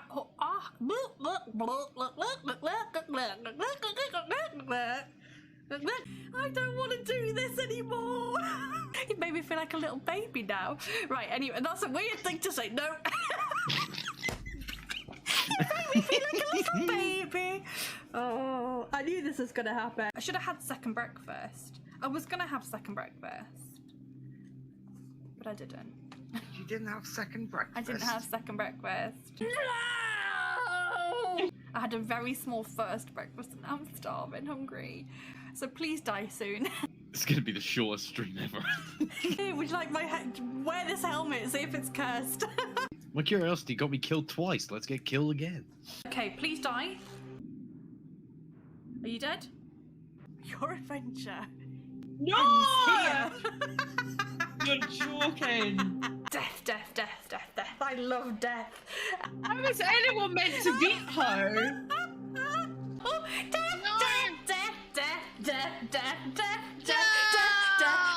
death. So much death. Woo-hoo-hoo!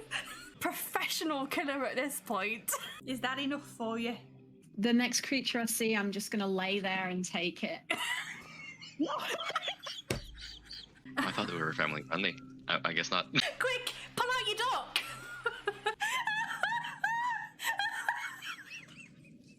He's just gonna watch his mate Morningstar you to death.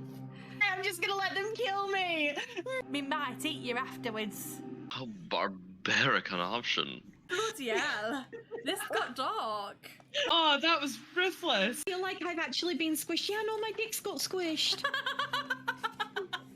A beautiful dick collection. It's still phallic. That still makes me happy. Starting to feel a little bit deja vu-ish. That's my impression of a chair absorbing someone's skull. Second death. Oh, that was horrible. That was horrifying. Who else thought that was going to be insta-death? I definitely did. I think things get a lot more tense after this point, so I'm very excited for that. There we go. I don't think I can roll that high. I don't think you can. This well, like carved wooden duck will come in handy, I know it. You take a step back to defend yourself, but you stumble on a large bone. Oh no! Is he single? Is he single?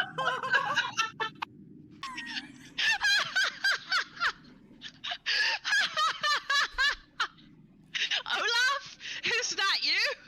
Mortis is sitting on the other one already. Things are looking up, he says, setting off again. My mind went somewhere else. I get laid, man, honestly. It's like we're playing, what was that game show called? We're Still Are Black. The Dungeon of Love.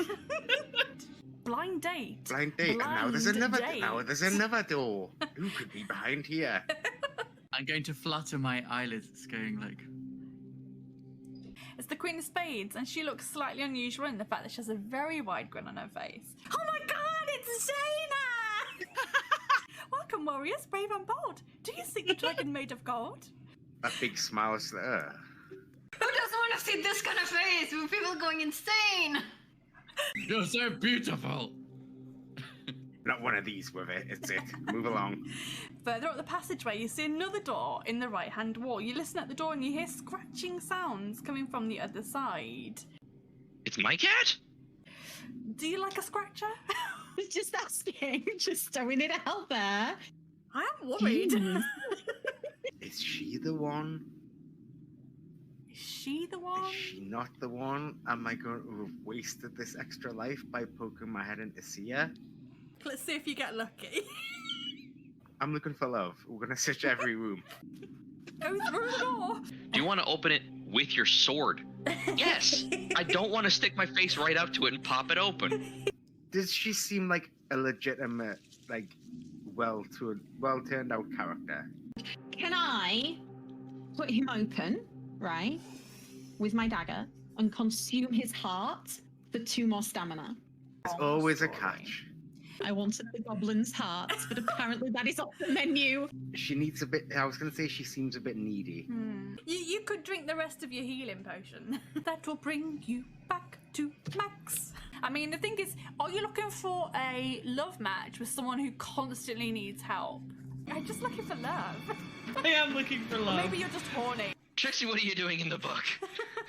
A wizard's staff has got a knob. Is he the one? Is he the one? Let's find out. I think we can trust him. He has helped us so far, so let's have a rest in this place and, like, regain our strength. Yeah. Let's stay. Let's stay. Mm. Wow. You've chosen wisely. I believe we're going to talk to him.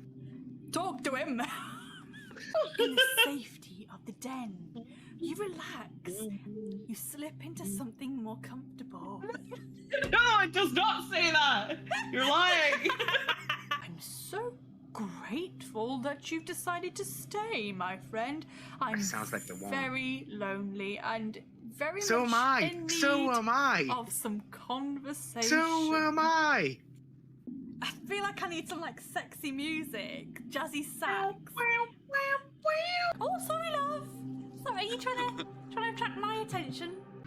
This is the romance that you never thought would happen in the most unlikely of places. Scylla would be buying a new hat by now. Diddly-doo, I win, Vicky wins, diddly-doo, diddly-doo. Congratulations.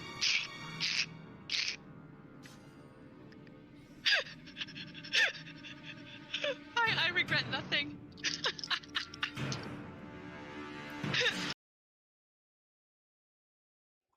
We're back. Just like I was like applying lip balm when we were chatting, and I was like, oh no, we've got 3 seconds, and I was like, quick, put the lid back on. Oh no. Lip balm, no. I thought that I had plenty of time to apply lip balm. But the sheer panic of trying to get that lid back on, wow, that was tense.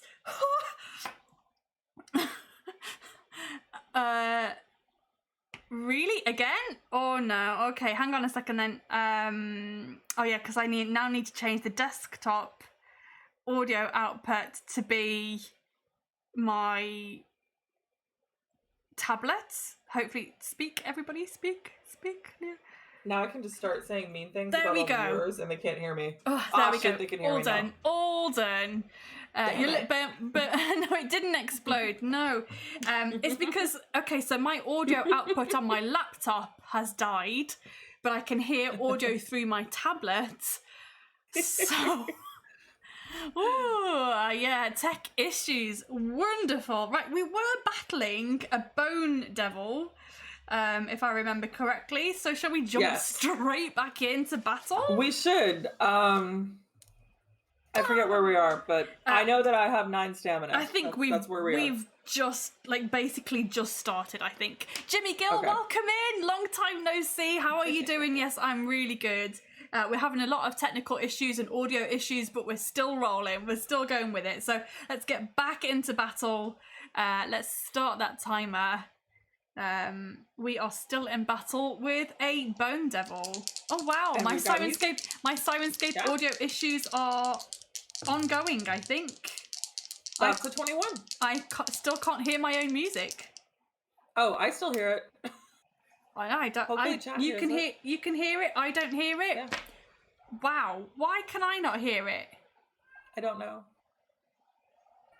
It is playing. Yeah, I hear it. Wow. Fine. I can see that it's playing. Why? Wow. Okay. Yeah. The question is, can chat hear it? That's like. No, chat won't be able to hear it because I can't hear it. There we go. There we go. Okay. Yes, we're back. We're back. We've got it. Professional as always. 19 from me. Let's just get back into it, shall we? 19 from me. What was yours? Sorry. Hooray! I got a 21. Ooh, you hit it. It's on 6. I did hit it. 6 stamina. Oh my god, Greg, seriously. I got a 17 this time. Oh, sorry. I gotta roll. Yeah, no worries. I got an 18. Oh, nice. That's a 20. I got a 21. Just got in there. 17 from me. 17. Where's the redeem to reroll Vicky's tech? We'll get there in the end. We will get there. We'll make will it. get It's there. all right. It's all good. God, I don't even know 16? what. I got a 16 as well, so nothing happens. And a 15 here. 17. Ooh, okay, he's on 2 stamina. Oh, God, roll more.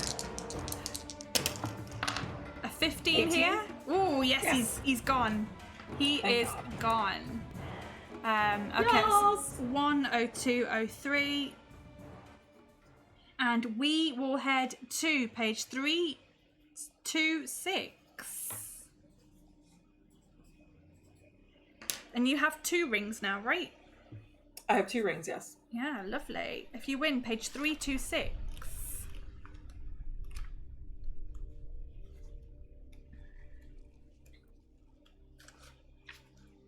The Bone Devil's skeletal host body is smashed to pieces by your onslaught, but its undead spirit rises out of the skull and disappears through the hole in the roof. You bend down and examine the broken fragments of bone, and suddenly you notice a gold ring on one of the fingers of the Bone Devil's hand. You slip it off, and you put it into your pouch, so you've got another gold ring. Wow. Hooray! I'm glad I got that. There is no other exit from the cave, so you must return to the tunnel and continue along it. Page 150. I'll take it. Yeah. Bye, Skeleton Bro, be free. Well, logically, if Dan breaks it, did anyone try up? Yeah, Anti-Chap, that is true. That is true. If someone tries up, then maybe it'll fix it again, but I'm sure I'll sort it out. Yes, an hour in and still alive. Doing well. We're going to on my second life, by the way. She has already died once. Yeah, that's my second life. The tunnel... But I did not die in the tutorial. Nope. She beat Charlie, which is great. The tunnel continues up. The tunnel continues another 30 meters before turning sharply to the left. On rounding the corner, you see that there's a new branch in the right-hand wall. You're surprised to see a small humanoid suddenly pop his head out from the new branch, and when he sees you, he quickly retracts it. You call out and give chase, but by the time you reach the corner, he's nowhere to be seen. So you're going to turn right into this new branch, and you hope to see him again. Page 287. We are safe and sound. Oh, Anti-Chap, honestly. If you can't laugh, you'll cry, right? So I'm glad you're all making fun of my technical issues. Thank you. I mean, it's better than making fun of my bad decision making, so it works out. It's just, isn't it ironic that I work for the company that makes sound for ttrpgs, and the sound has been just horrific. Just doing, but it's not a Sirenscape. It is my laptop that is dying. Oh, that's a harsh anti-chap. It's okay. Cry. We won't hear it. Oh. Ouch. That was harsh. Deep. That is really harsh. I thought you guys came out here to be mean to me, not mean to Vicky. I know. I quit, guys. I quit. I am done. Does that mean I go on the leaderboard in an hour and 5 minutes? I'll take that. Absolutely not. No. As soon as you reach the door in the left-hand wall of the tunnel, you listen at the door and hear nothing. Do you wish to open it or keep walking? I'm opening all the doors, so yeah, opening I will open that all door. the doors. 156.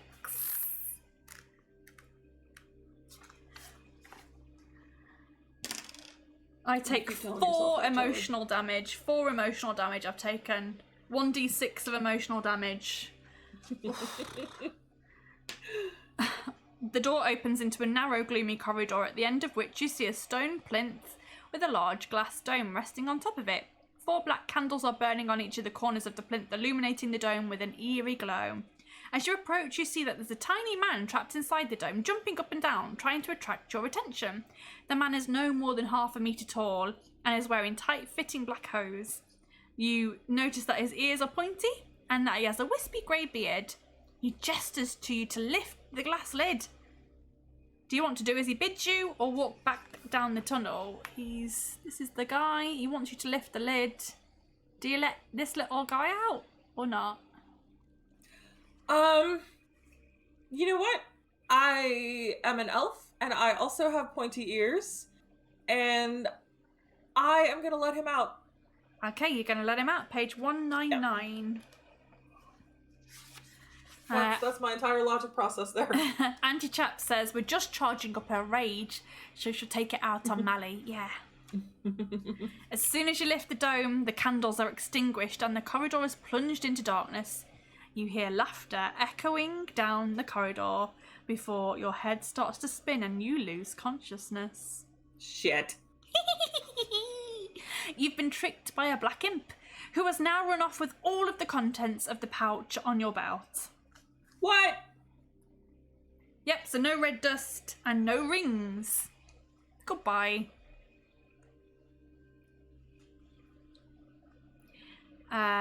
You also lose a luck point. God damn it. Now this feels much better. It really doesn't. It really, really doesn't.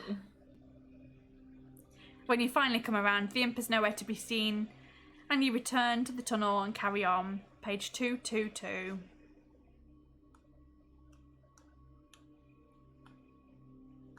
I feel restored. That four emotional damage doesn't matter anymore. I'm feeling much better. I'm not phased now. Water off a duck's back.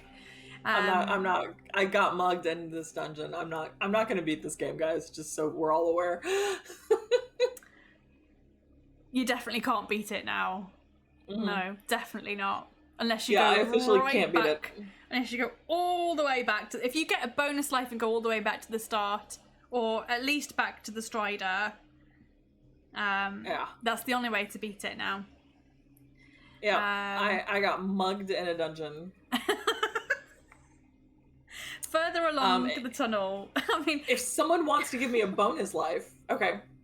Just knowing that you've got no way to win now. I mean, you can play for as long as you like, but there's no way to win, and that just makes me super happy. This is kind of useless now. It makes me, glad it makes me super happy. Yeah. Glad to hear it, Mickey. The situation was not improved. Can you play as the mugger? I basically was the mugger, so yeah, that's why I'm so feeling great. But yeah, basically, Liana, now the adventurer, can't win. I mean, she doesn't know that for sure. Yeah, I don't know that. So yeah, we're gonna keep going. No, she can't win. We're gonna keep going. Further along the tunnel, you stumble upon a pile of rocks. Something underneath the rocks catches the light and sparkles. Carefully, you remove some of the rocks until you can see what is hidden underneath. It's a broadsword, finely honed and perfectly balanced. Do you wish to use this instead of your own sword? Or would you like to leave this mysterious sword where it lies and continue your journey? I would like to take that fancy sword. Take the fancy sword. Okay, and then you've got to give up the sword that Lord Carnus gave you, so... fine with that. Yeah, okay, page 240. The broadsword is an excellent weapon made by a famous armourer. It is also magical. Cutting this mighty blade through the air, you continue on your quest to page 7. You soon arrive at another door in the tunnel wall. The handle turns, but wooden boards have been nailed across the frame. Do you wish to lever the boards off with your new sword, or would you rather press on along the tunnel? Let's lever the boards off. Lever the boards off. Page 336. The nails holding the boards in place make a loud creaking noise as you prise the boards away. You must test your luck, which is 6, so you need to roll a 6 or below to be lucky. That is exactly a 6. You are lucky. Your luck now goes down to 5. page 122 if you are lucky. It's got to be a gold ring, Casey, otherwise it won't work. Case, sorry. That's alright. Despite all the noise you make, no creature of any kind arrives to investigate. At last, the final board comes free, and you're able to open the door. Turn to page 13. I mean, it's a good plan, though. A really, really good plan to take the nails out of the boards and try to bend them into ring shapes. You died of hypertetanus. Surprise! Okay. Yep. Now, this part is a riddle, and it's weird because obviously we played this on Saturday last week where we got to the riddle, and then on Sunday I was driving in the car and on the radio they had the exact same riddle. Really? And I was like, how weird is that? So I'm wondering if one of my players or one of my viewers sent it in to the radio station. Quite possibly. That would be impressive. Yeah. You pull the door open and you walk into a small room which has not been entered for years. A thick layer of dust covers everything and cobwebs hang down like dirty old curtains. Two skeletons, mouths hanging open, lie half submerged in the dust, propped up against a far wall. One of the skeletons is pointing at the other. Suddenly the door slams shut behind you and the pointing skeleton starts to speak. So this is what we're seeing. We've got two skeletons, one's pointing at the other, and the one with his mouth open is going to speak. He says, "Brothers and sisters, I have none, but that man's father is my father's son. Who is he? Do you want to try to run for the door? Do you want to reply that he's his grandfather, reply that he's his father, or reply that he is his son?" Would you like to hear the riddle again? Yes. Brothers and sisters, I have none, but that man's father is my father's son. Who is he? Do you want to run for the door, reply that he's his grandfather, reply that he is his father, or reply that he is his son? That man's father is his father's son.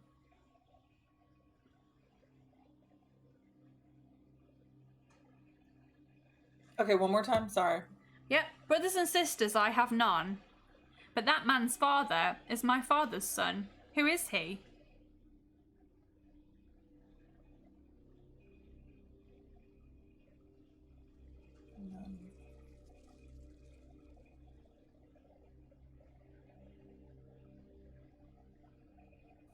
What were the answer choices?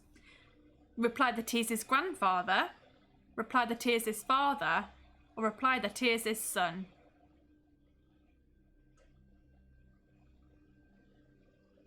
Does anyone in chat know the answer? His son. His son? Okay, 371.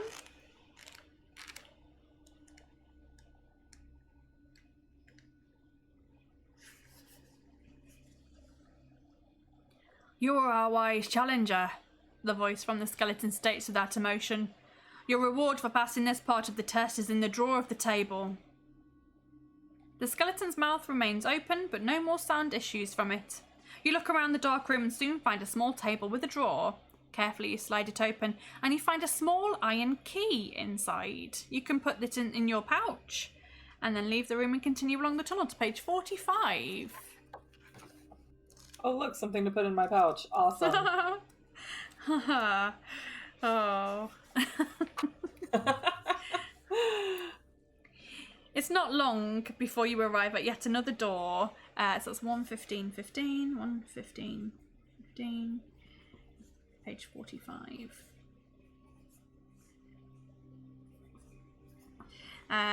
Do you wish to open the door? So there's another door in the left-hand tunnel wall. Do you want to open it or keep walking? Let's open the door. Open the door. You're going in everything. 235. Also, we're not making any save points, right? I'm making them as I go. Yeah. But I don't want you to make a save point before the end. Okay. Yeah, like, if someone were to donate me a life, for some reason, because that would be amazingly awesome. I'd appreciate it. But, like, no save points after the imp.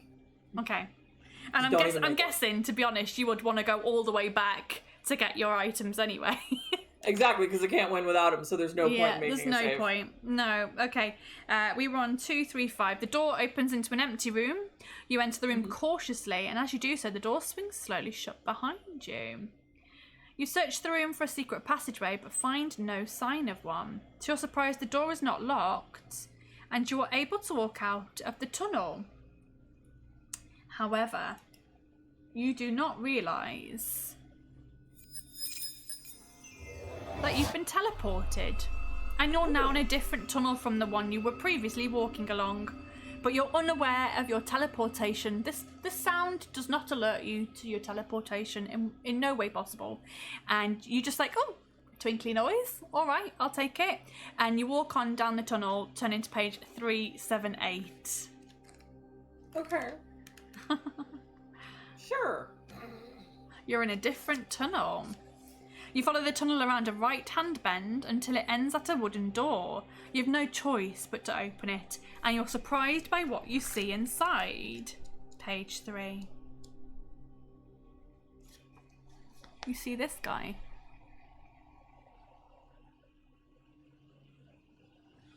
Sitting cross-legged in the middle of the room is a fat, bald man, Eastern in appearance. He sits motionless and holds a bamboo pole between his outstretched hands.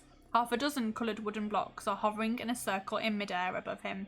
The man's eyes are grey and blank, and he's obviously blind. The room is sparsely furnished with a slatted wooden bed, a cupboard, and a large wooden chest, which has pride of place in the centre of the floor. Welcome, contestant number 2. I have been waiting for you. I am Noi, a trial master, and a servant of Baron Succonvit. My duty is to test you in 3 ways before allowing you to proceed. Are you ready? Do you want to obey him or attack him with your sword?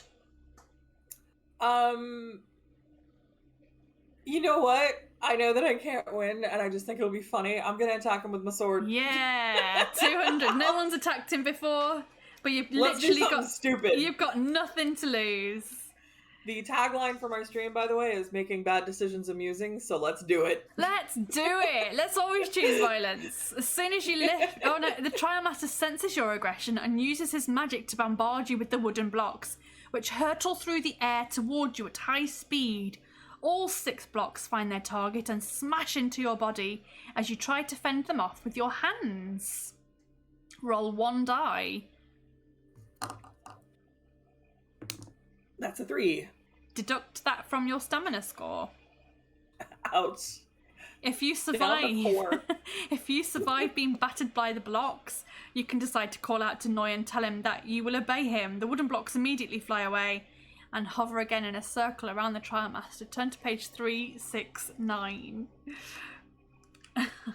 4 stamina left. 4 stamina. Wow. The 3 things I am instructed to test you in are strength, intelligence, and fighting ability. Should Obviously, you I failed fail, intelligence. Should you fail any of these tests, you will not be allowed to continue in the trial of champions.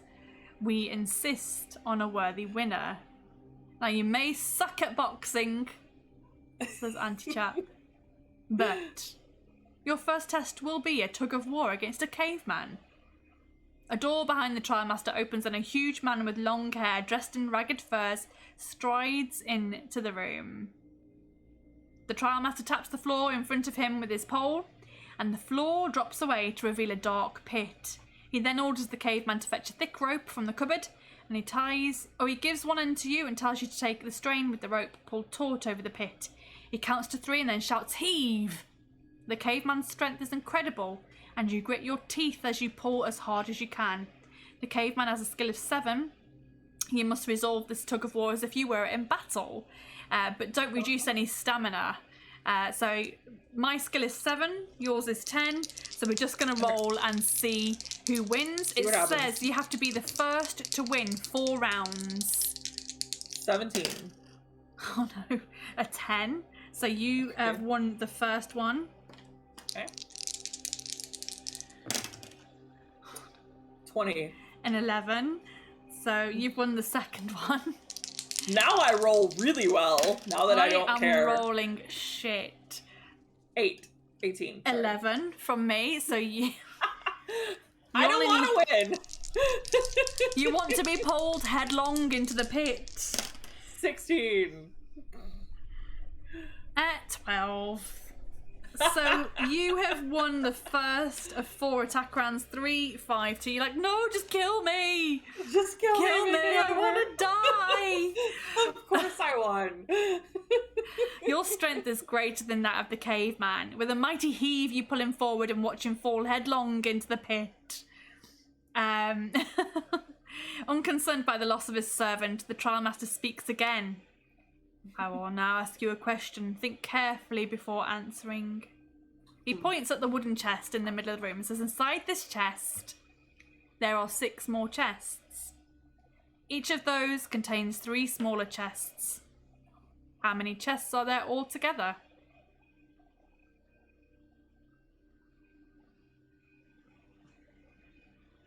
Okay.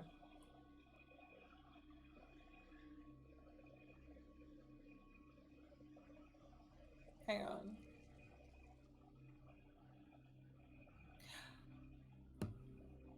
Yeah, no, it's not fatal, but I can't physically beat the dungeon because you have to have 9 rings to beat the dungeon, and I lost 3 of my rings. And you'll also need the red dust, I think, too. And you lost Oh that yeah, too. there's a trap that requires you to have the red dust, and I don't have the red dust. So, yeah, I physically cannot beat the dungeon without my stuff.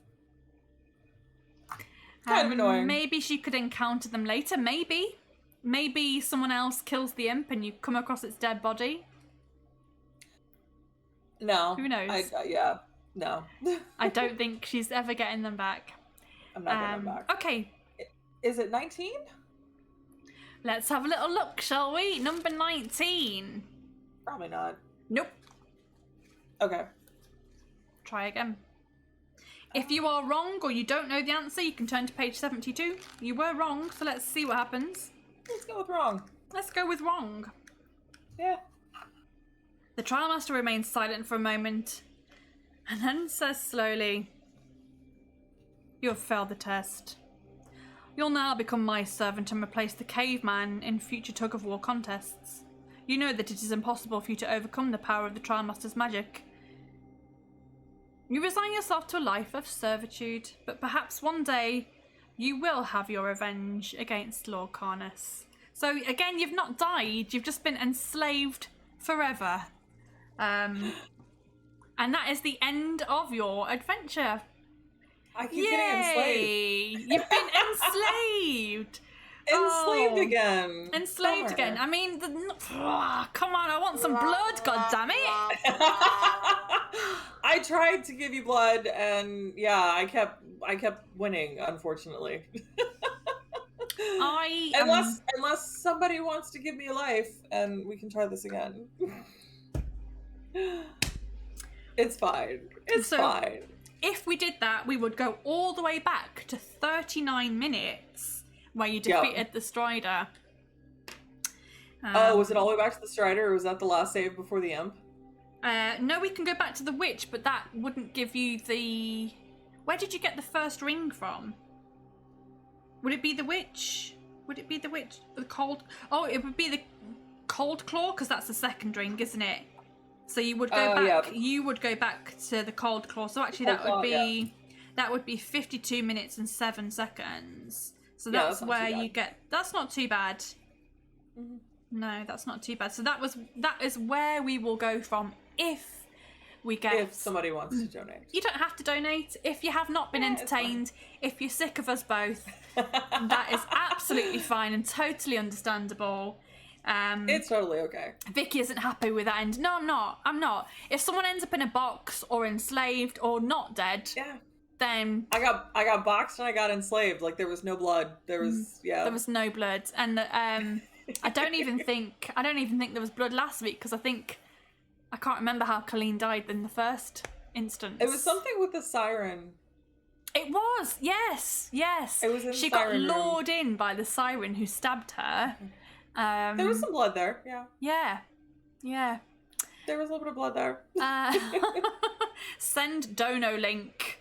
Anti-chap, you really don't need to, but let me... Is it donate or is it support? I'm not sure. Let me see. I can't remember which one it is. Is it donate? Oh, there you go. There you go. So if you if you want to do that, if you want to do that, then we will continue at 52 minutes. But we are, it's no, my bloodlust is not satiated. I need blood. Come on, She wants the blood. I want blood. But maybe it won't happen. But that means that we have to fight the skeleton again. We have to fight everything again. I'm okay with fighting the skeleton again. I'm alright with that. That's fine. Yeah, the skeleton was fine. But okay, no one is under any obligation. If we don't get a donation within the next, I'll give it 2 minutes. If we don't get a donation in 2 minutes, okay. we'll wrap it up because it's 4:28 where I am now. So if we get to 4:30, then it's all over. It's all over. And if I get captured, it doesn't count as a death. Getting captured is not death. That does not increase my death count. And being enslaved is not death. Yeah, it doesn't. No, it doesn't count. I need something really deadly. I need you to get like eviscerated by something. I need you to be eviscerated. But in the meantime, if we plan that this is the end, tell us a little bit about what you've got coming up. I'll give you another shout out. We got the donation. Vicky needs blood. Vicky needs blood. Did I? Oh my god, I did. Thank you so much. We got it. I reckon that must have been Anti-Chap, right? That must have been. But still, let us know what you've got coming up. Okay. So I've talked a few times. I do first playthrough horror games, and I'm very much an average skill level gamer, so I die a whole lot. There's just a whole lot of death. I also GM a horror game. It's a brand new RPG that's released by Infinite Black, and I'm running Infinite Black dice because I'm like psychotic, and I'm using an Infinite Black journal to keep track of all of my adventures.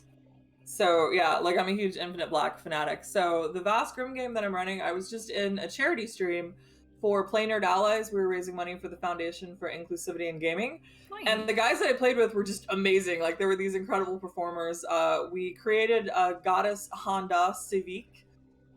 So I prayed to a car for a 2-hour stream. It was the most ridiculous nonsense ever. Honda Civic. And it was ridiculous. Yeah, it was so bad. Like my cheeks hurt from laughing so hard for this stream. We raised $1,100 for the charity too, which is amazing. Yeah, it was fantastic. And the guys were like, "This is so much fun. We want to do some more of this." And I'm like, "Hey, I run Vast Grim. Would you guys want a one-shot?" And they're like, "Hell yeah, we want a one-shot. Horror is fantastic." Yay. So we set up this horror game, and I'm friends with the creator, Brian Cullen, who's fantastic. And I'm friends with a few other people who are doing writing for the game. And I was able to playtest one of the writer's modules, and I got special permission from that writer and from Brian to do my one-shot with this module that has not been released yet. So I've got these amazing performers. I am doing a module that's not yet been released, so this is going to be the first time anyone has ever seen this. And a friend of mine, Chris Kronos, who's a musician and he provides all the music on my streams, is writing a song just for me to use in my Vast Grim games. So this brand new song is also going to make its debut on my stream. So that's going to be February 19th at 2 p.m. And I'm so excited for this RPG. It's going to be so much fun, and I'm super stoked. Yeah. So that's what's going on with me. Unfortunately, I won't be able to watch it live because it's my birthday. It's your birthday. But you should watch the VOD, because the VOD is definitely going to be up for a while. And you should have a fantastic birthday. I am going to have a great birthday. I can't wait. It's the first time that I've been properly out in a couple of years. So, yeah, because you guys actually respect quarantine. I'm American, so we don't understand what quarantine means. We don't give a shit. Life is pretty much normal now. Like I went to the theatre this week for the first time in over 2 years. So that was exciting. And last year was actually really good. I mean, last year on my birthday, I went to a funeral on my actual birthday. But the day before, I celebrated my birthday on Twitch, and that was just brilliant. I did like a 12-hour stream. Oh no, not 12. I think it was like 10 hours that I did. Nice. on stream. We just played like loads of like Jackbox, Among Us, marbles Oh, on that's stream, fun. words, and we just did loads of fun stuff, and people sent me food and things. It was great. It was so much fun. But anyway, I'm really looking forward to actually spending it with real people this year. So yeah, I'm going all out. that should be fantastic. Yeah. I'm super happy for you, and I'm glad you're gonna have a good time. Oh, thanks. I don't celebrate birthdays. I actually don't do any of that stuff. Oh. But I'm super happy for other people who celebrate birthdays. So like, I think you should have a fantastic time. I am really I'm big a into weirdo. celebrating things. I just any chance to have a celebration and get together with people, I'm really happy for that. So See, I'm with you on that. Like, anytime we want to go out and celebrate whatever, we absolutely should do that. I miss trivia nights at the bars most of all. I love doing trivia. Let us continue, because I have this, and we have this, and we've got a green bonus heart somewhere. Somewhere we have it. There we go, we've got it. All of the technical issues today, but I really appreciate that. I reckon that was Anti-Chap that sent that, but it says Vicky needs blood, so I'm really happy with that. Oh, you remember the stream for my birthday? It was so good. I had such a great time last year for my birthday. It was great. And we had, people were sending like donations and bits and all of that sort of stuff. And we had the text to speak, which was great. Really good fun. Real life beckons, gotta go. No worries, DM Charlie. Really nice of you to pop in. I hope you have a great day. Who doesn't love a quiz night? I actually miss quiz nights as well. They haven't really resumed around here yet. No, they haven't really come back here either.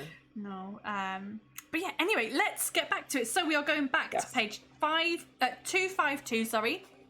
We're back And what's my luck? Your luck, so your skill was 10, your luck was 6, and you had 1 ring at this point. Okay. So let's see, let's go back to 252. Thank you so much for that bonus life as well. Yes, thank Let's you hope very that much. we can get some blood. Let's see if we can get some blood. Blood for Vicky. Is that open the bottle, coward? Let's see, shall we? And remember, you don't have to fight the skull, the bone devil, if you don't want to, but he does have a ring, doesn't he? Didn't she have 2 rings? He has a ring, so I need the ring. Yeah. No, she's about to find the ring, though. About to. She had 1 at this point. Is that a cat I can hear in the background? Yeah, he's a dramatic bitch. He's been fed. Don't believe his lies. He's trying to get food from my roommate. Oh, please feed me, please. Please. He's a dramatic bitch. I'm dying. I'm starving. I'm dying. Please. Yeah, he's just a dramatic bitch.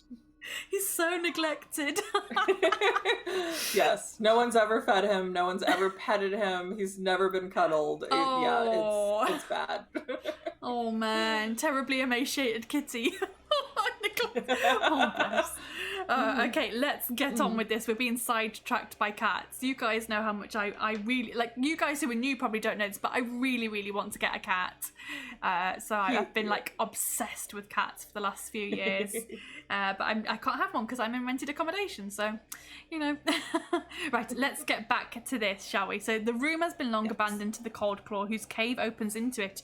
A few pieces of furniture that are left are broken and scattered about the room, and a thick layer of dust covers everything. In a pile of rubble in the corner, you find an old clay pot with a wax seal. Do you want to break open the pot, walk into the Cold Claw's cave, or leave the room? Break in the pot. Break in the pot. 115. Something rattles inside the pot, but when you throw it on the floor, it doesn't break, it merely cracks and a green gas starts to escape from it. Do you want to stay in the room with the gas, run into the cave, or run back into the tunnel? We're gonna stay in the room with the gas. Stay in the room. 173. The gas is not toxic and soon drifts away harmlessly. You pick up the clay pot and you throw it against the wall. This time it shatters and something shiny falls out and onto the floor among the fragments of clay. You look down and you see a gold ring, which you pick up and put in your pouch. Finding nothing else of interest in the cold room, you decide which way to head now. Do you want to go further into the cave or return to the tunnel? Oh, we're going further in. Go further into the cave. 307. Everything after the gas is just a hallucination. That is true. That is very true. It could be. It was all a hallucination. That's exactly what happened. What a theory. Wow. I'm just imagining it now. I'm like, imagine if it was all just a hallucination. So you get to the end, you get out, you make it out, and you realise it was all a dream. Oh, someone at the door. Oh, boyfriend's getting it, that's good. The Cold Claws cave is enormous. Bones litter the floor, and it's evident that the beast never went hungry. You look up and see a shaft of light shining through a hole in the ceiling high above, but there doesn't seem to be any way of climbing up into the hole. Perhaps the enemies of Fang were simply dropped into the cave to be taken care of by the Cold Claw. There are some rags and remnants of clothing on the floor and a few old boots. You find a pair that are well made and seem to be about your size. Would you like to try them on, look for something else, or walk back out into the tunnel? I'm going to try them on. Try them on. 2, 3, 3.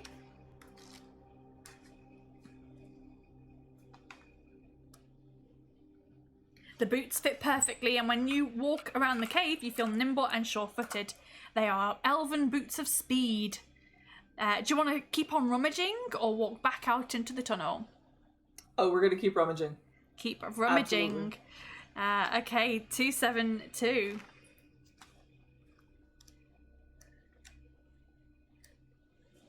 In the dark recess of the cave, you find a large skull which has been painted gold. It's been sealed, its nose holes, eye holes, mouth all sealed, but the top of the skull has been taken off, replaced and painted over. Do you want to lift the top of the skull off or leave the cave? Lifting the top of the skull off. Lift it off, 205.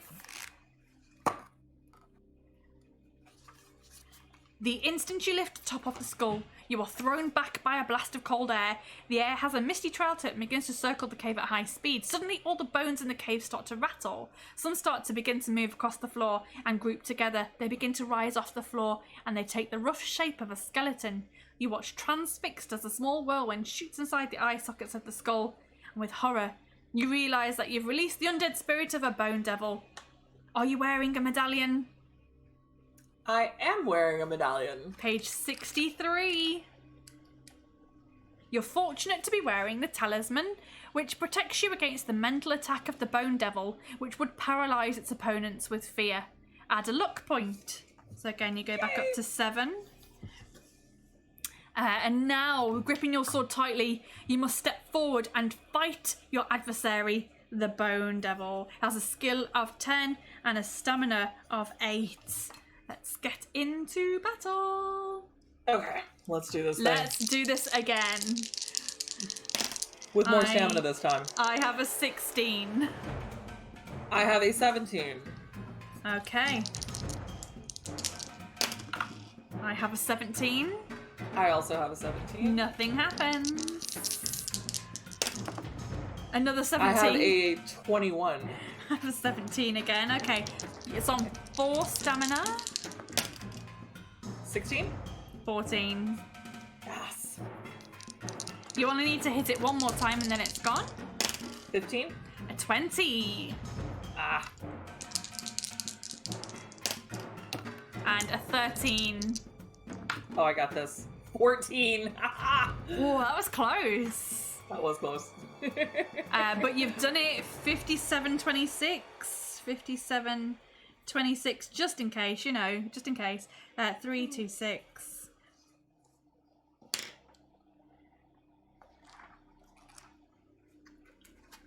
I'll take that save point. Sure.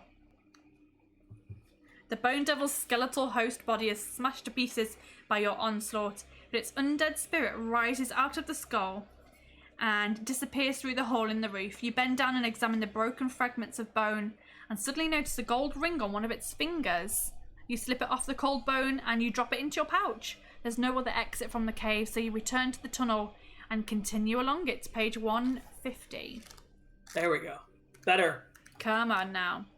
The tunnel continues another 30 metres before turning sharply to the left, but on rounding the corner you see that there's a new branch in the right-hand wall. You're surprised to see a small humanoid suddenly pop his head out from the new branch, but when he sees you, he quickly retracts it. You call out and give chase, but by the time you reach the corner, he's nowhere to be seen. You decide to walk quickly down the new branch of the tunnel in the hopes of seeing him again.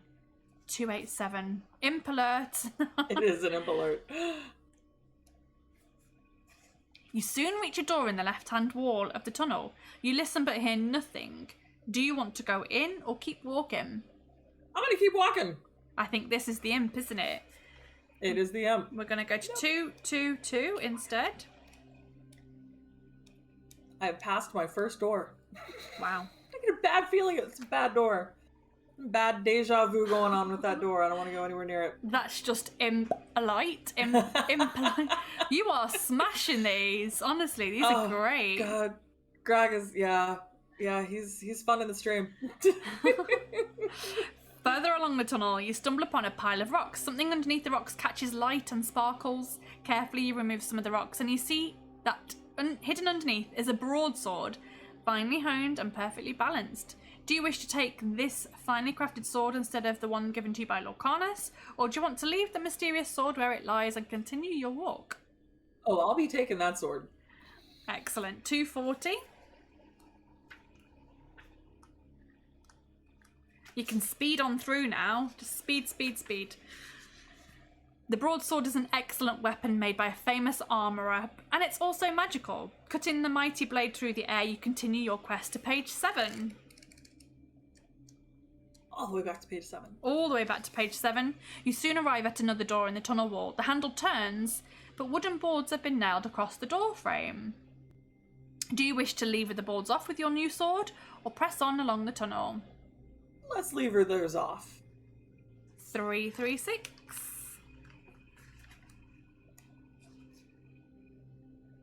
The nails holding the boards in place make a loud creaking noise as you prise them away. Test your luck. So you've got a luck of 7. You need to roll a 7 or below. And then I'm going to drop the dice. Okay. That is a 5. Excellent. You are lucky, but your luck now goes down to 6. Page 122.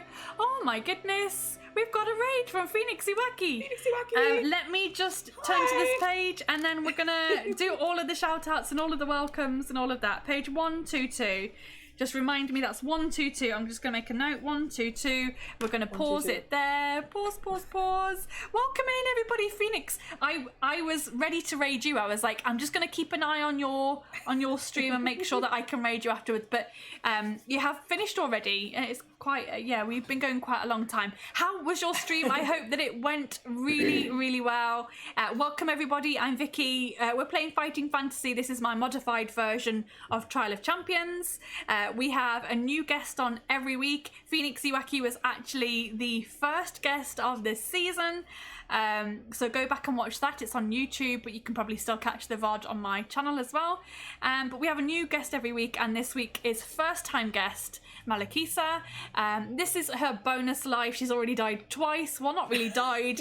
She was she got trapped inside of a box, and then she got enslaved. But now she's on a bonus life, so we're going to see if she can win, if she can beat the person on the top of the leaderboard. But yeah, Phoenix Iwaki, I really hope that your stream went well. Phoenix is probably talking to his players. He's probably not even here. I know how this stuff works. But please, please, please go and give some love to Phoenix Iwaki if you haven't already, because this entire weekend he's streaming for a charity called Jasper's Game Day, and if you catch him later on today or tonight, there is a really big stream happening, one-shot roulette with some fantastic guests including Satine Phoenix and oh my god, my Jason Charles Miller and Jameson Stone, as well as others that I have forgotten the names of. But yes, please go and check that game. Please go and check that game out, because it's going to be fantastic. It's a one-shot roulette, which I've been on before, and it is great fun. The characters are pre-generated, they're randomly generated, but they've already done all of that. But on the stream tonight, the whole premise, the whole setting, and the whole adventure is going to be completely on the fly with no prep. It's going to be all randomly generated, and it's going to be great fun, and it's all for a good charity, Jasper's Game Day, which is a suicide prevention charity run by someone really, really awesome. Go and check that out. I'm going to give Phoenix Iwaki a shout out, just in case you haven't already followed him. Really, really great person. Definitely deserving of a follow and a watch. So yes, please give them a follow, and thank you so much for being here. Thank you all for coming over with that raid. I really hope you enjoy it here. This stream is all about adventure, dice rolling, monsters, death, torture, maybe a bit of treasure, but mostly death. Yeah, mostly death. Mostly death. And I haven't had a good death yet because, like I said, she was trapped in a box and then she got enslaved, and I really need blood. I really need a good death. Now, we have had a few technical glitches throughout the stream, so I apologise if they continue, but please stay with us because, you know, it really is quite fun in here. Phoenix is here as well. I've just given you a shout out and let everybody know about your stream later on today, your charity event that you're doing for the entire weekend. Thank you very, very much for that raid. I really hope that your streams have been going well, and I'm very excited to catch the VODs. So yes, please feel free to tell everyone about it, give people more details, chat away, promote yourself. But also, if you're in my Discord, if you go into the self-promotion page, all of the details are there as well. We've been promoting that in there. So yes, awesome. We shall continue. So we have we're on, what did I say? 122. Fabulous. 122, yep. 122. Fighting fantasy, the solo funnel, proper death with blood oozing out. Yeah, we definitely need like a really good death. And I won't be accepting any more tips for bonus life, so just ignore that. Ignore that. Ignore that command. It's one per stream, so just ignore that. I'll sort it out later. Right, 122. I just want death now. No more donations. I don't need the money. Donate it to Phoenix instead. Give the money to Phoenix Iwaki instead for his charity streams. I don't want any more donations. No more money. She just wants blood. I just want death. She just wants my blood. Just want a good, satisfying death. That's what I want. Here we go. So despite all the noise that you've made by praying the boards off, no creature of any kind arrives to investigate, and at last the final board comes free and you're able to open the door to page 13. You pull the door open and walk into a small room which has not been entered for years. A thick layer of dust covers everything and cobwebs hang down like dirty old curtains. Two skeletons, mouths hanging open, lie half submerged in the dust, propped up against the far wall. One of the skeletons is pointing at the other, and suddenly the door slams shut behind you, and the pointing skeleton starts to speak. So for those of you who didn't see this before, this is what we're looking at. Two skeletons, both mouths hanging open. One starts to speak. He says, "Brothers and sisters, I have none, but that man's father is my father's son. Who is he? Do you want to run for the door, reply that he's his grandfather, reply that he's his father, or reply that he's his son?" Reply that he's his son. 371. So we know that that's correct because you've done this bit already. I've done this bit already. Yeah, a little bit of deja vu going on. Bit of deja vu happening. You are a wise challenger, the voice from the skeleton states without emotion. Your reward for passing this part of the test is in the drawer of the table. The skeleton's mouths remain open, but no more sound issues from them. You look around the dark room, and you soon find a small table with a drawer. Carefully, you slide the drawer open, and you find a small iron key inside. You drop it into your pouch, and you leave the room and continue along the tunnel to page 45.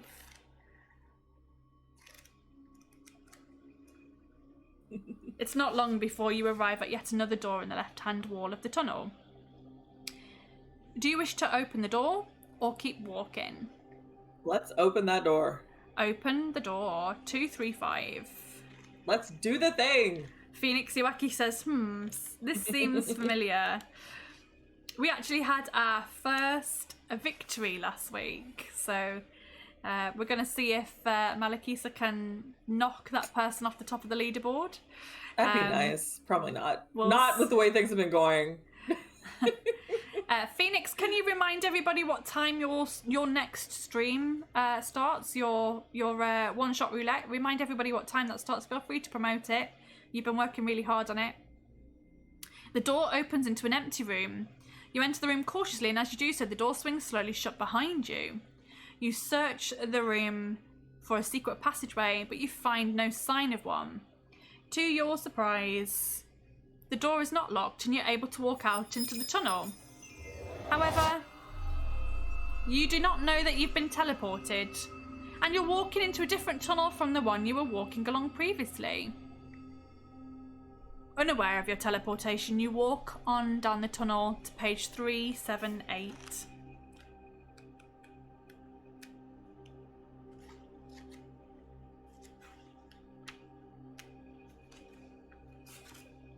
You follow the tunnel around the right-hand bend until it ends at a wooden door. You've no choice but to open it, and you are surprised by what you see.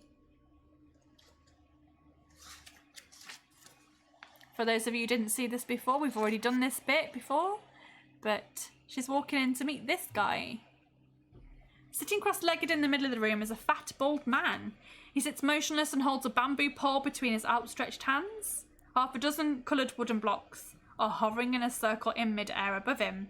The man's eyes are grey and blank, and he is obviously blind. The room is sparsely furnished, with a slatted wooden bed, a cupboard, and a large wooden chest, which has pride of place in the centre of the floor. Welcome, contestant number 2. I have been waiting for you. I am Noi, a trial master and a servant of Baron Succonvit. My duty is to test you in 3 ways before allowing you to proceed. Are you ready? Why do these keep getting auto-modded? Sorry guys, I'll allow those. There you go. Do you want to obey the trial master or attack him with your sword? I'm going to obey him this time. I feel like attacking him would be not smart. 3, 6, 9. The things I am instructed to do are to test you in strength, intelligence, and fighting ability. Should you fail any of these tests, you will not be allowed to continue in the Trial of Champions. We insist on a worthy winner. The first test will be a tug-of-war against a caveman. A door behind the trial master opens, and a huge man with long hair, dressed in ragged furs, strides into the room. The trial master taps the floor in front of him with his pole, and the floor drops away to reveal a dark pit. He then orders the caveman to fetch a thick rope from the cupboard. He gives you the end of the rope and tells you to take the strain and pull it taut over the pit. He counts to 3 and then shouts, "Heave!" The caveman's strength is incredible, and you grit your teeth and you pull as hard as you can. He has a skill of 7. You must resolve the tug-of-war as if you would in combat, but no wounds are inflicted. Whoever wins the first of 4 attack rounds, whoever's the first of 4, will win. So let's roll for it. So I have a skill of 7, you have a skill of 10. I got a 12. I'm gonna laugh my ass off if I lose this time. I got a 19. Okay, so you've won 1. 20? I don't think I can beat... Yeah, I can't beat that. I got a 13. Rubbish. 19. 8, 9, 10, 11, 12. I got 13, so no. And 14. I got an 18. Okay. So you won 1. I win 1. Wow. I won. That's exciting. That is exciting. 16? 15. Ooh, close. Close. But you just you about... won 1. I won 1. Yay. But you won. Page 352. I'm more magnanimous when I don't actually lose stamina when she wins. This caveman's job is the pits. Greg, really, you are smashing it. Your strength is greater than that of the caveman, and with a mighty heave, you pull him forward and you watch him fall headlong down the pit. Unconcerned by the loss of his servant, the trial master speaks again. I will now ask you a question. Think carefully before you answer. He points at the wooden chest in the middle of the room. So you failed this before, remember? So if you fail again, you will end up with the same fate of being enslaved. So think carefully before you answer. I redid the math. Okay. Inside this chest, there are 6 more chests. Each of those contain 3 smaller chests. How many chests are there altogether? 25. 25. I really hope that's right. The trial master remains silent for a moment and then says slowly, "You have passed the second test." I forgot to count the 6 initially. I did the multiplication right. I mean, it wasn't particularly well worded, I don't think. But anyway, now comes the final part. Combat with me. We will fight with bamboo poles, and not to the death, but as a simulation of a sword fight. Any strike to the head or chest will be considered a death blow. For your information, my blindness is not a handicap, as my ears will tell me where you are. Now fetch a pole from the cupboard. I am ready. You take the pole, and the trial master stands up and the wooden blocks fall to the ground. Treading silently on bare feet, he moves towards you. His head turns to one side to aid his hearing. Do you wish to lunge at him with your pole and catch him off balance with a quick strike, or ready yourself with a counterblow? I feel like he's done this before and he's expecting me to do that because he thinks... Yeah, I'm going to ready the counterblow. Okay, 204.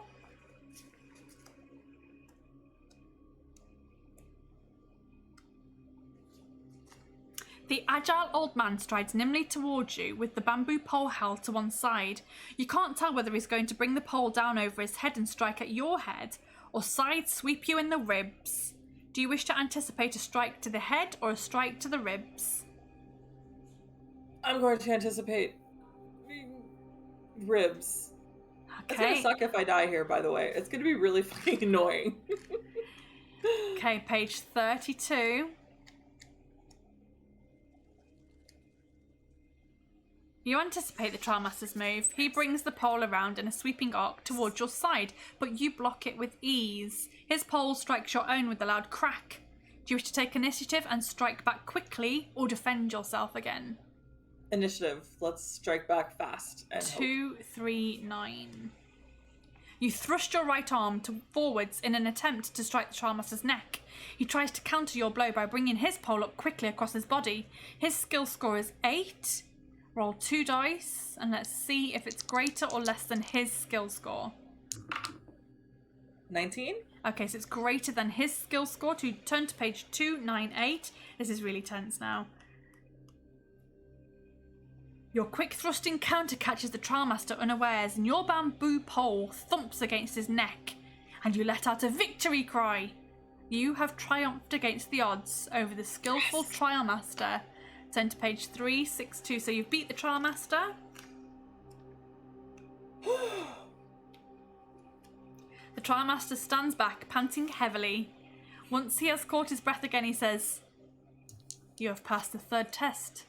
You may now continue your walk through the dungeon. Leave this room through the door behind me." The old man offers you no words of advice or encouragement, so you decide to leave the room. You open the door and you pass through the squalid sleeping area of the caveman and into another long, gloomy tunnel. You soon come to a stone fountain in the shape of a leaping fish. Would you like to drink at the fountain or continue walking?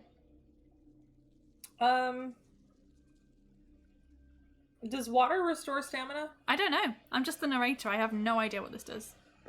It's not food. Food will restore stamina, but water... I don't think water restores stamina. I'll skip the fountain and move on. Okay. I need food, though. Page 329. Soon you hear the sound of hooves clattering along the stone floor. The sound echoes down the tunnel, and then you see a shape emerging from the gloom.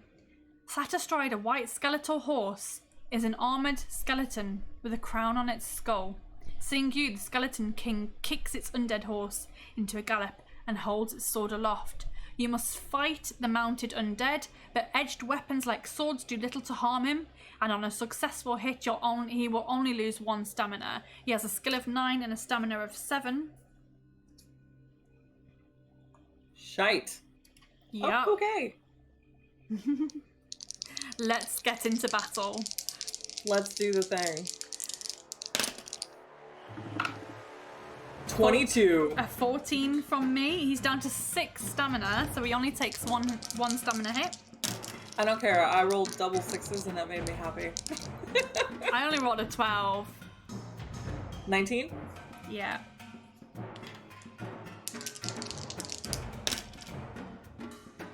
A 16 from me. Yes. What did you get, sorry? 19. Nice.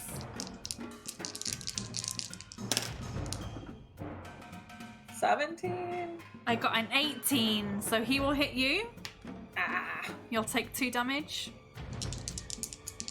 It's kind of nonsense I take 2 and he only takes 1. I'm just saying.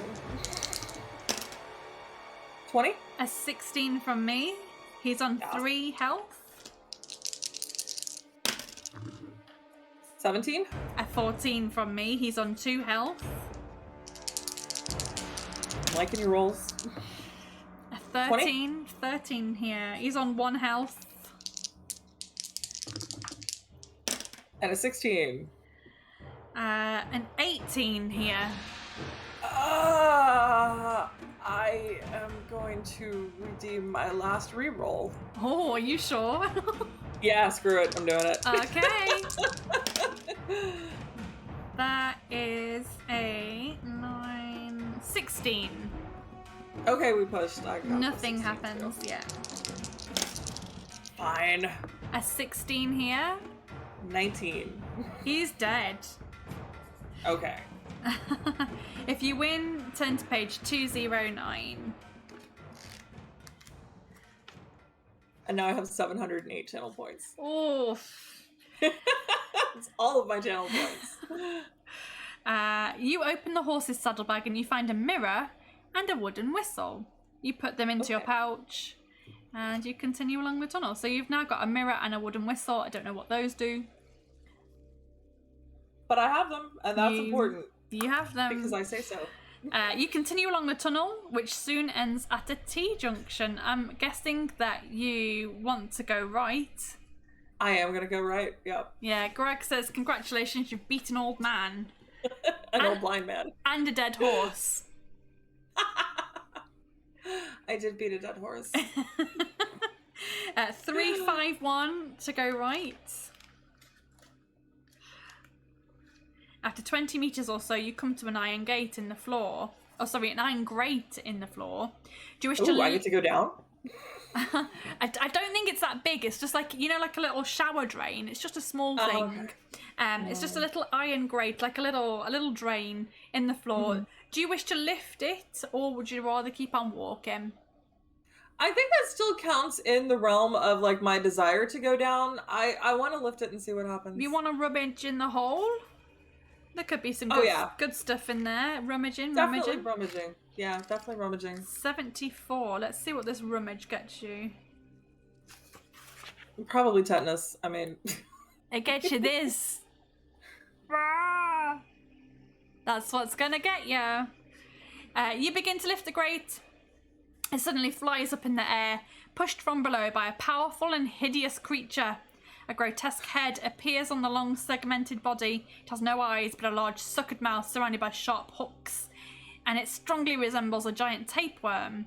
Attracted by the heat of your body, the bloodworm extends its body forward in an attempt to hook into your flesh. Roll 1 die. Gross. 4? Okay, 2, 3, 4. Let's see what happens to you. Let's see what happens to me. If you die by bloodworm, I'll be very happy. I'm sure you would. That would be blood and all of the things and worms. So and worms. It's so funny when the worms are after you. Is it? Yeah, Vasgrim, the game that I GM, there are parasitic worms all over the universe. Yeah. So you know the joy that I'm feeling right now. I really do. The bloodworm's head darts forward as it tries to sink its mouth hooks into your flesh and suck your blood, but you step deftly to one side And at the same time, you bring your sword down on the extended body. The stricken bloodworm rears up and attempts to hook you again, but it only has a skill of 4 and a stamina of 4. If you lose any attack round, you will lose 2 stamina whether you win or not due to blood loss. Gross. So if you automatically lose any, if you lose any attack round. So let's go. It's got a skill of 4, a stamina of 4. So it's not too bad. I think you'll be fine with this. Yeah. Skill of 4, I think I'm good on, right? Yeah. 17? 6. Yeah. I'm not terribly worried. No. I got this. Aw, thank you, Case. 18? I got a 14. Which is pretty good for the little worm. It was really good for the little worm. Really good for the little worm. So you actually have another +2 to redeem at any time. If you win, turn to page 1, 2, 3. If there's a ring inside the worm, it'll be really gross. Oh, let's see. I don't think anyone's encountered the bloodworm yet, so I have no idea. Oh, okay. You look into the bloodworm's foul lair beneath the grate, but you see nothing. The floor is covered with fetid sludge, and the smell makes you feel nauseous. Do you wish to go down into its lair, or would you rather carry on walking up the tunnel? I feel like I've committed this far. I'm gonna go down into its lair. Climb down into its lair. Okay. I feel like this has been a commitment at this point. 2, 4, 3 to go down. I gotta go down. Like it's a commitment now. You drop knee deep into thick brown sludge. The dark brown body of the bloodworm is about 8 meters long and is coiled around inside its stinking lair. You poke around in the sludge with your sword and come into contact with something solid. You reach down and you pick up a corked bottle. You wipe some of the sludge off and you see that it's made of dark green glass. There's a piece of paper inside the bottle which reads, "There is a door behind a pile of stones." It makes no sense to you, but you make a note of it. You find nothing else of use. You climb out of the lair and you carry on walking along the tunnel. So there is a door behind a pile of stones. Okay. 174. The tunnel turns sharply to the left and then doubles back on itself. You walk along it for 50 meters before coming to a wooden door. The lower jawbone of a dog is mounted crudely above the door. Do you still wish to go in, or would you rather walk on? Yeah, we're opening all the doors. Open all do all the doors. Page 26. Open all the doors. 26. As soon as you touch the door handle, you hear loud barking and growling. You push the door open and you see a vicious-looking two-headed black dog straining at a leash fastened to a hook on the far wall of the small room. Its eyes are red and saliva drips continuously from its fanged mouth.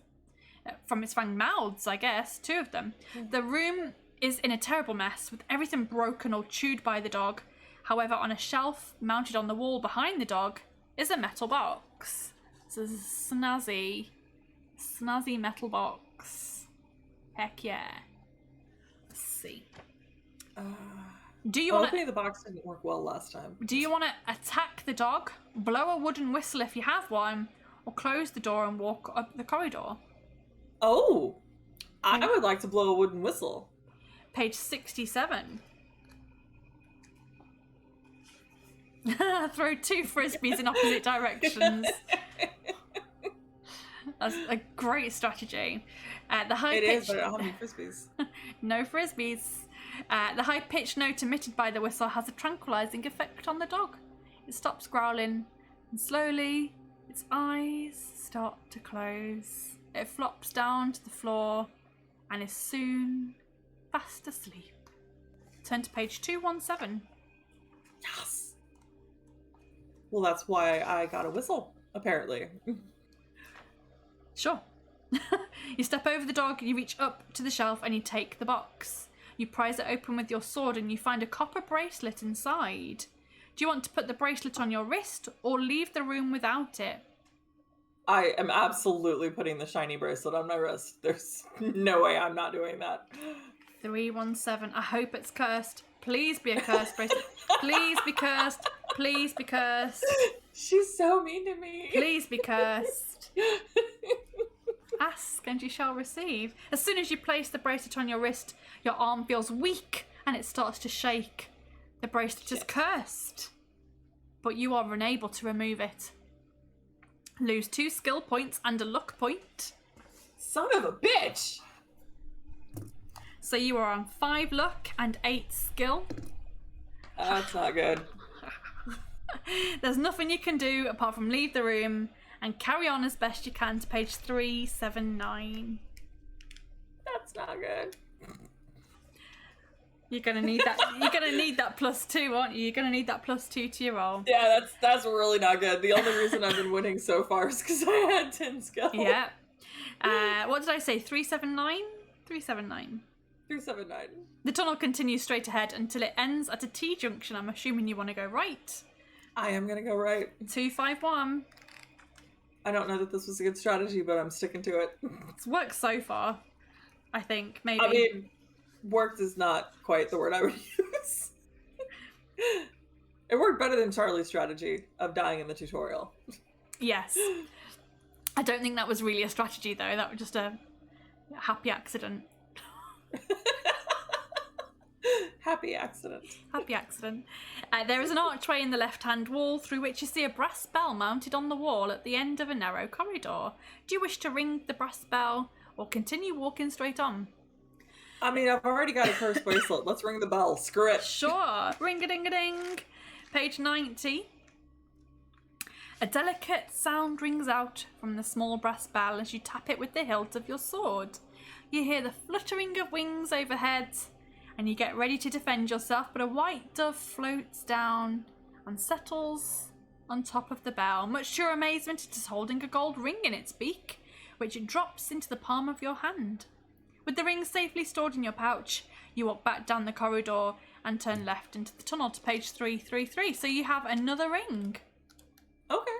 Okay. I will take that. 4 rings now. 4 rings now.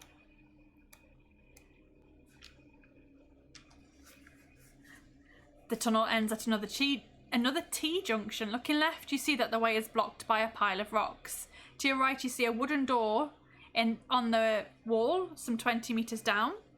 Do you wish to investigate the rock pile or walk towards the door? I got the note in the thing with the bloodworm, and because I GM Vasgrim and it's all about the worms, I am going to break for a moment and I'm going to investigate behind the rocks and see if I can find that door. She's going left, guys. She's going left towards the rocks.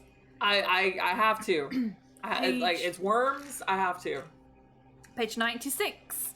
You pull away a few rocks from the pile and see that there's a door behind there. Do you wish to spend some time clearing away the rest of the rocks?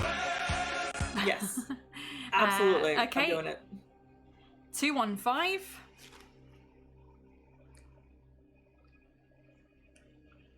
We finally got to use the west command. Thank you, Case, for blasting my ears with go west. That was very loud today. Oh gosh, it's because my volume is on full. I just realized I'm barely hearing Sirenscapes. Should I turn that up? Okay. All good? Yep, good. It takes about 20 minutes to clear the rocks away. Eventually, you turn the handle on the door and shove it to open with your shoulder. The rusty old door creaks open and you find yourself standing in a disused tunnel. The air is dank and musty and you cannot see far into the gloom, but as your eyes become accustomed to the dark, you see that there's actually no way forward as the roof of the tunnel has caved in. But on the back of the door, there are words and numbers written in chalk. However, it's too dark to see them properly. Do you wish to go and fetch a torch from the main tunnel so that you can read the words and numbers, or forget about the derelict tunnel and walk to the door on the other side of the T-junction? I will fetch a torch. I want to know what's written back there. 394.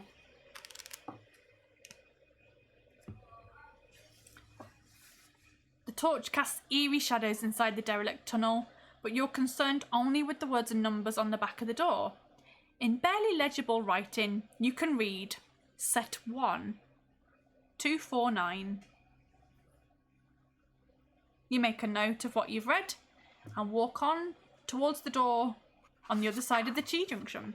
So page 375. So that was set 1249. Got it. 375.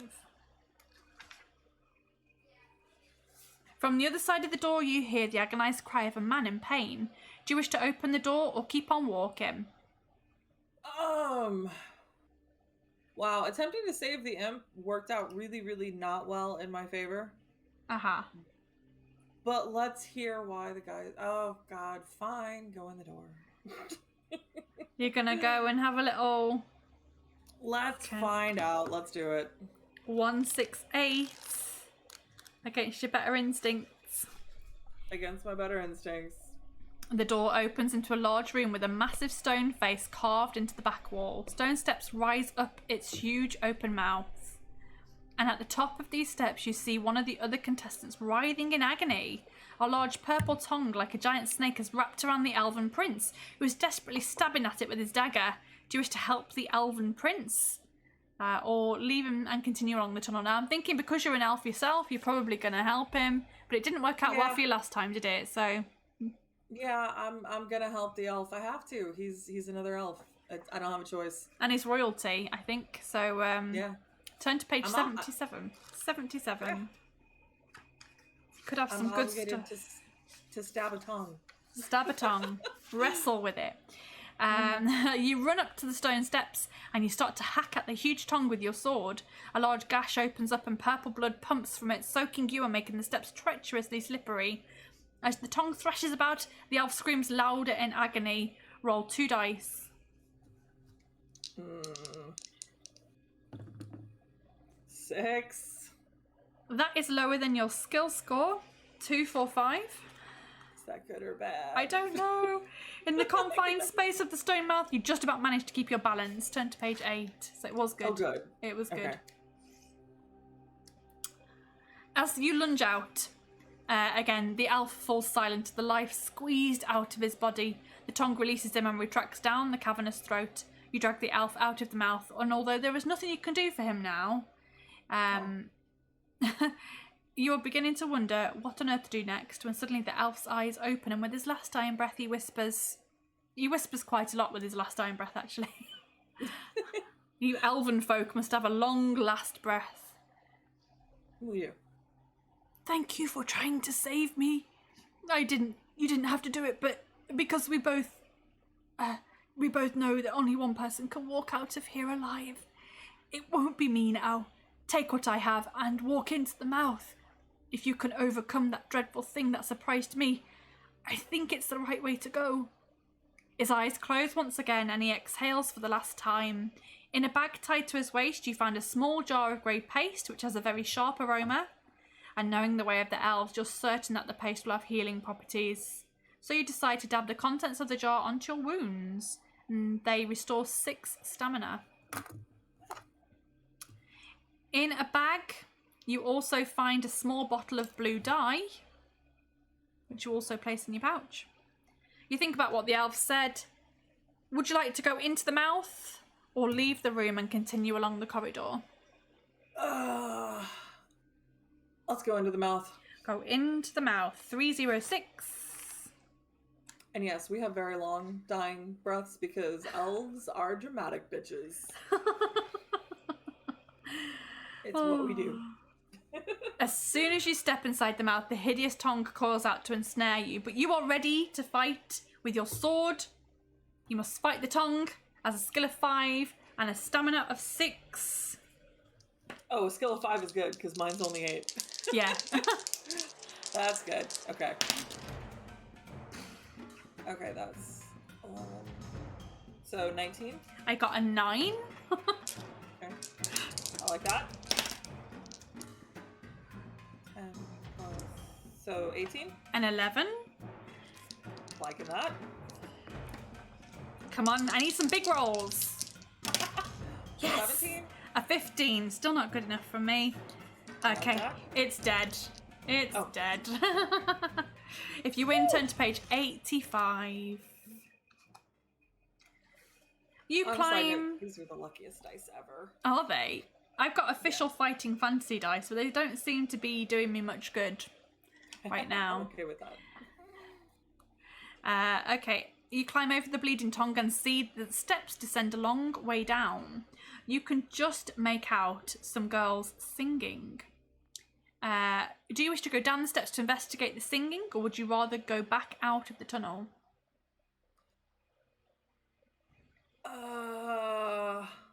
Okay, wait. Going back out of the tunnel takes me out of where the mouth was? Yep. Where the elf... Yeah, and out into the corridor. Yeah. I don't think anyone's done that yet. But I know that Colleen won. She but did. I don't know that. But there's someone singing.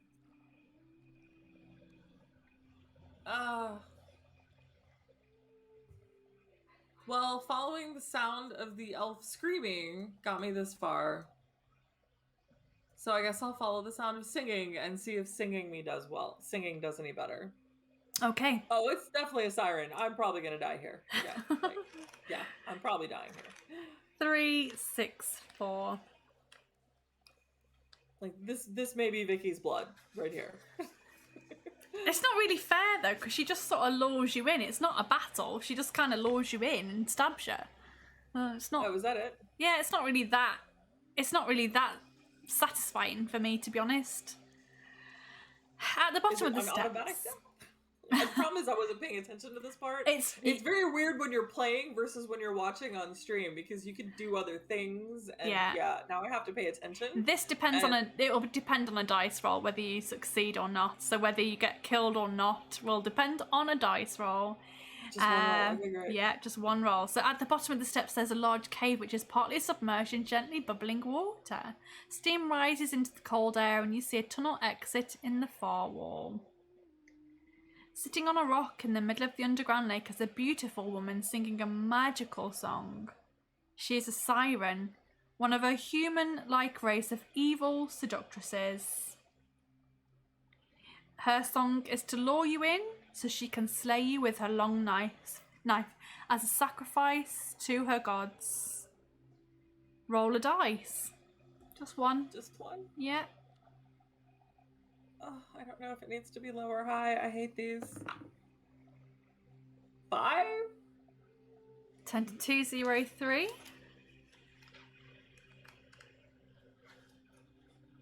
Do I die? I don't think you do. You manage to cover your ears and scream at the top of your voice to shut out the siren song. You manage to run through the cave and into the tunnel beyond to page 21. So if it had been any lower, you probably wouldn't have been able to cover your ears. Page 21, here we go. The tunnel rises quite steeply and grows rapidly colder. The steep floor soon gives way to stone steps, which make progress a little less tiring, but halfway up the steps, you notice that there are 3 in a row which are painted red. Do you wish to carry on walking up every step, or leap over the 3 red stones? I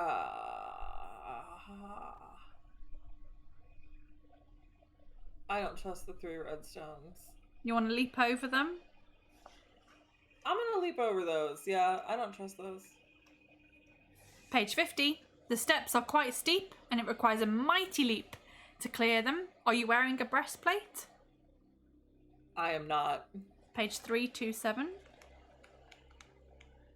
This doesn't bode well. I assume the breastplate would weigh you down. Oh. You clear the 3 steps with ease and you walk up the remaining ones. Turn to page 141. Redstone traps.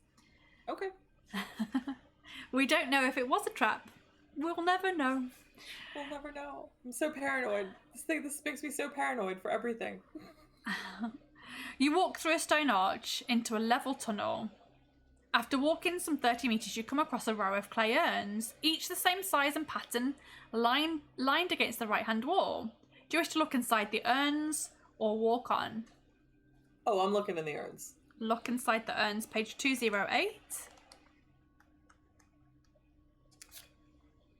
The first urn is empty, as is the second, but the third one contains a purple cloak. Do you want to put it on? Or would you like to look in the 4th and 5th urns? or would you like to leave them and walk on? Oh, I'm already cursed. Screw it. I'm putting the cloak on. And it's purple. And you'll notice my hair is purple. And, like, literally everything about me is purple. If it's purple, I take it. Page 53. I also really like purple.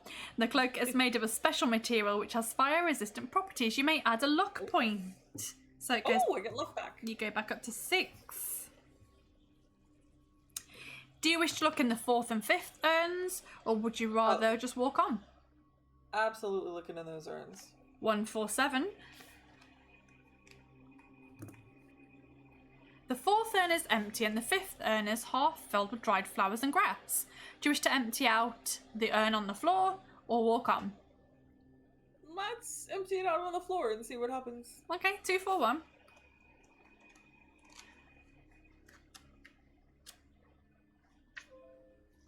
After emptying the urn, you began to sift through the flowers and grasses. Test your luck.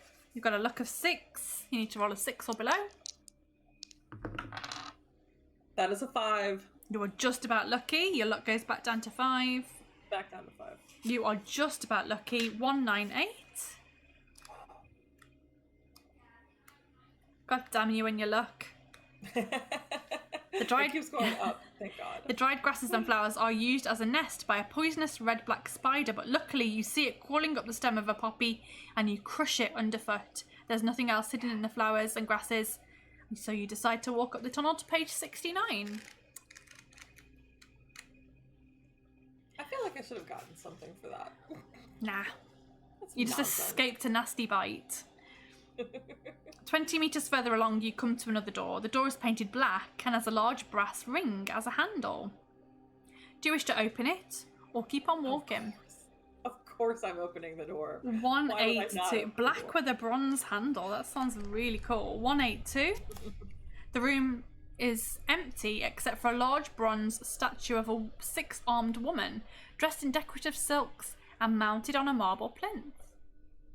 The idol is holding a brass lamp in one hand and a curved sword in each of its other hands. White smoke drifts up from the 4 silver pipes placed around the idol. Do you wish to take the lamp or keep walking? So, this is what we've got. Oh. Do you wish to take the lamp? This is so stupid. I should not do this. Why am I doing it? Because I'm a hoarder, and when you're in dungeons, you should take everything. And I'm dumb. I'm doing it. I'm taking the lamp. It could be really useful. You never know. 311. I mean, she could give great hugs, but she also has swords and the rest of those arms. And sword hugs are kind of like danger hugs. I don't know that I want the danger hugs. As soon as you touch the lamp, the idol jerks into life. I mean, of course it does. Of course it does. There's no surprise here. It steps down from its marble plinth and walks towards you, cutting its swords through the air. Are you armed? Look at my surprise. Are you armed with a magical sword? I am armed with a magical sword. This is the only way that you'll be able to harm the idol, who has a skill of 9 and a stamina of 6. So if you had not swapped out your sword, you'd be absolutely screwed now. I already have a skill of 8. I'm already screwed. This is the way. Let's go. I'm already screwed. Okay. That was Snake Eyes. Me too. What? Yep, I rolled 2 1s.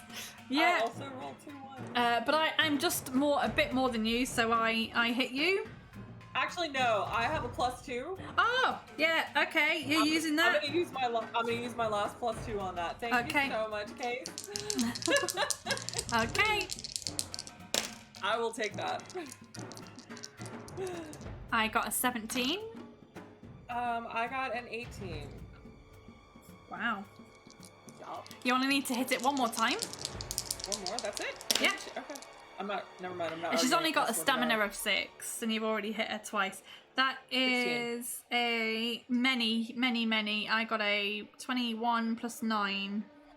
No, not. I didn't get a 21. I got. Was it plus 9? No, I got an 11 plus 9. I can't math. My brain was like, oh, 21. No, other way around.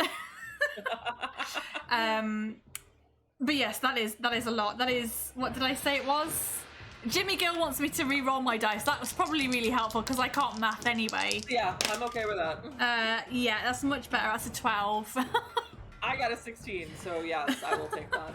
Vicky can't do basic maths. Thank you so much, Jimmy. Can't do basic maths. If you win, turn to page... That's how you know Vicky's hungry and her brain is shutting down. 262.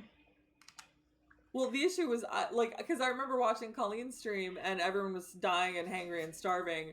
So on the break where we were fixing the sound, I went and put some pineapple. So I was like, I'll have a snack while I'm on stream, so we won't be starving. And then I died, I screwed the thing up right after that. That's because I got a snack and then the stream was over. I never have a snack. I should probably start getting snacks. But I always just hope that I can kill the adventurer off. Easy. I never expect that they'll get this far.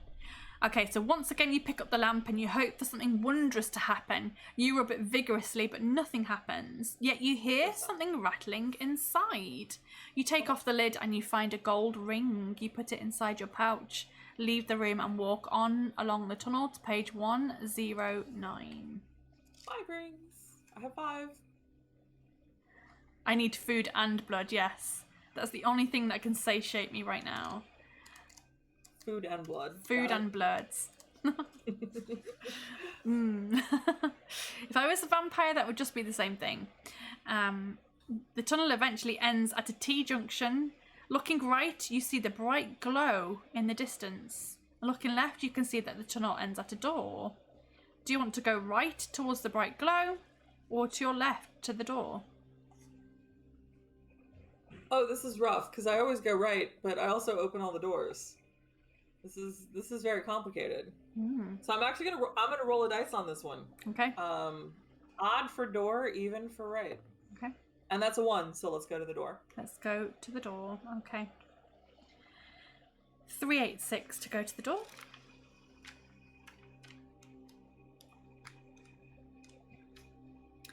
The door opens into a lavishly furnished chamber. Splendid objects are all around, but your eyes are transfixed by an open treasure chest in the middle of a raised platform at the back of the chamber. Solid gold statues of eagles are set at the 4 corners of the marble steps that lead up to the platform.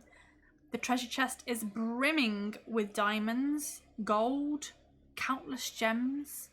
You climb the steps, but as soon as you reach out to touch the treasure, the illusion shatters and you see that you are not touching gold and precious stones, but the open jaws of a terrible mind-warped beast. This gruesome killer has the ability to create a perfect illusion and has now revealed itself to be a gigantic green mouth with rows of needle-sharp teeth. The jaws snap shut, almost severing you in 2. Its second bite is more successful. You've been eaten by a giant chest. I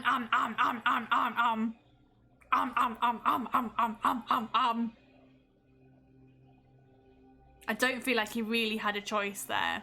And again, I do not feel very satisfied, but I'll take it. That was just sort of immediate death. Like, nope, no choice, just right out the gate. That's how Phoenix Iwaki died as well. And I was like, you had no choice to not look away or back out.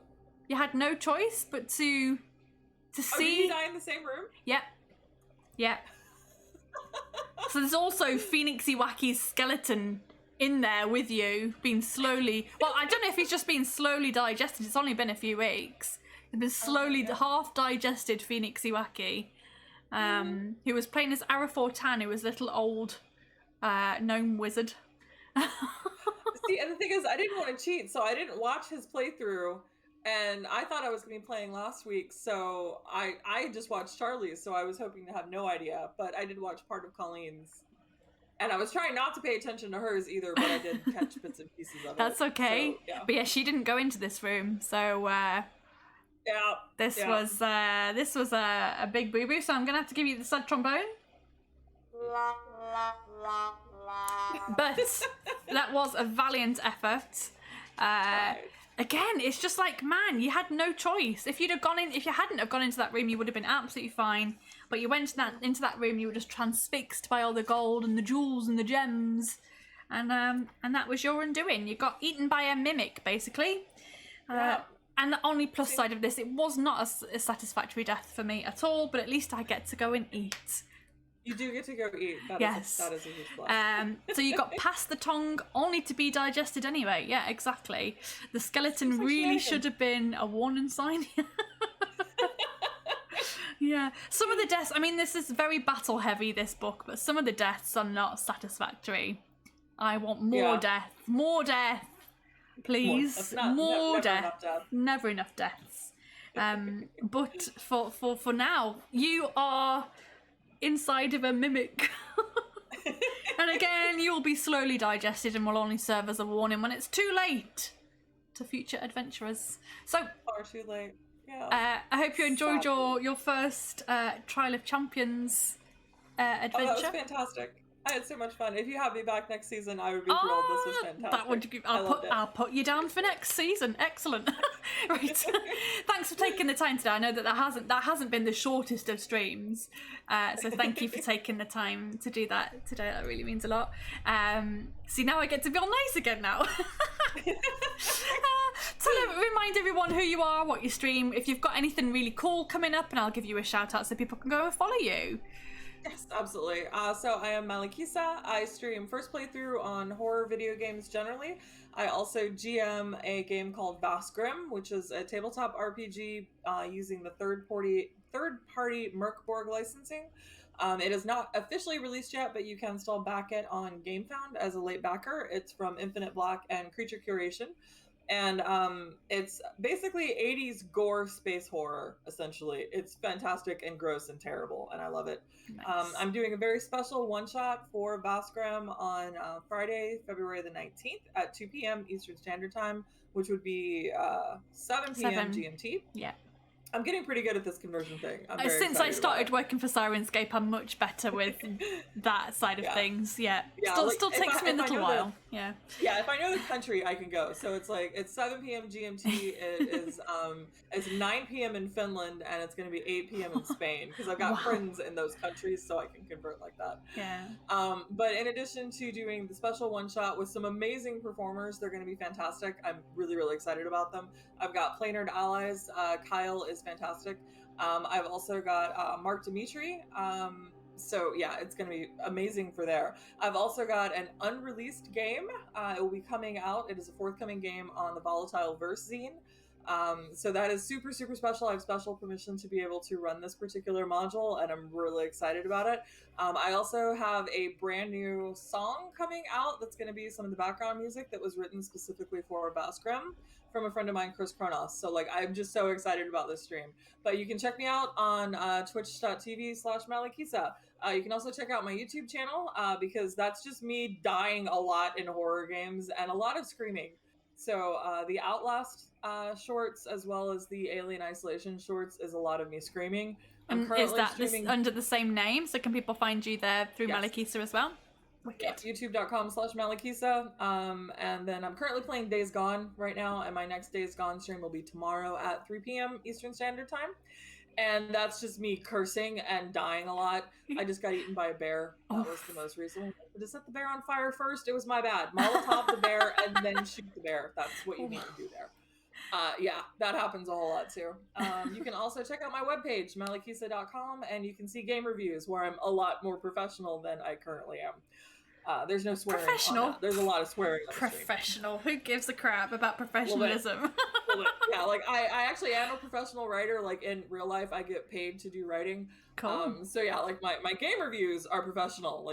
The streams, not so much. Nice, very nice. That sounds like you're doing a lot of cool stuff. So yeah, definitely go and check out Malikissa in all the places. And yeah, I think we're probably. I didn't get a good death out of you, so in the nicest possible way. I think we're done. There was suffering. It's good. There was suffering. There was some suffering. Okay, well, thank you so much for taking the time today, and I hope you'll be back next season. That would be lovely. I had a blast. I had an absolute blast. Fabulous.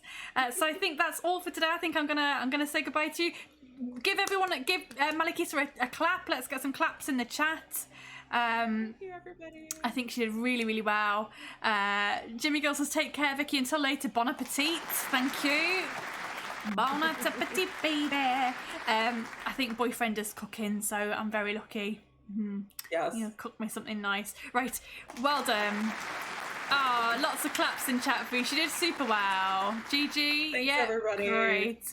And thanks for hanging out with me. Yeah, and thanks watching for the popping suffering. along. Thanks for everyone who's new, who's come specifically to watch Malikissa. I really, really appreciate it. So thank you very much. But for now, we've got to say goodbye. So goodbye, and we'll see you next season. Aw, thank you, everybody. I'm just gonna mute there. Excellent. So, I'm really, really pleased with how that went. Although, not a satisfactory death. Let's see if I can pop her on the board as eliminated there.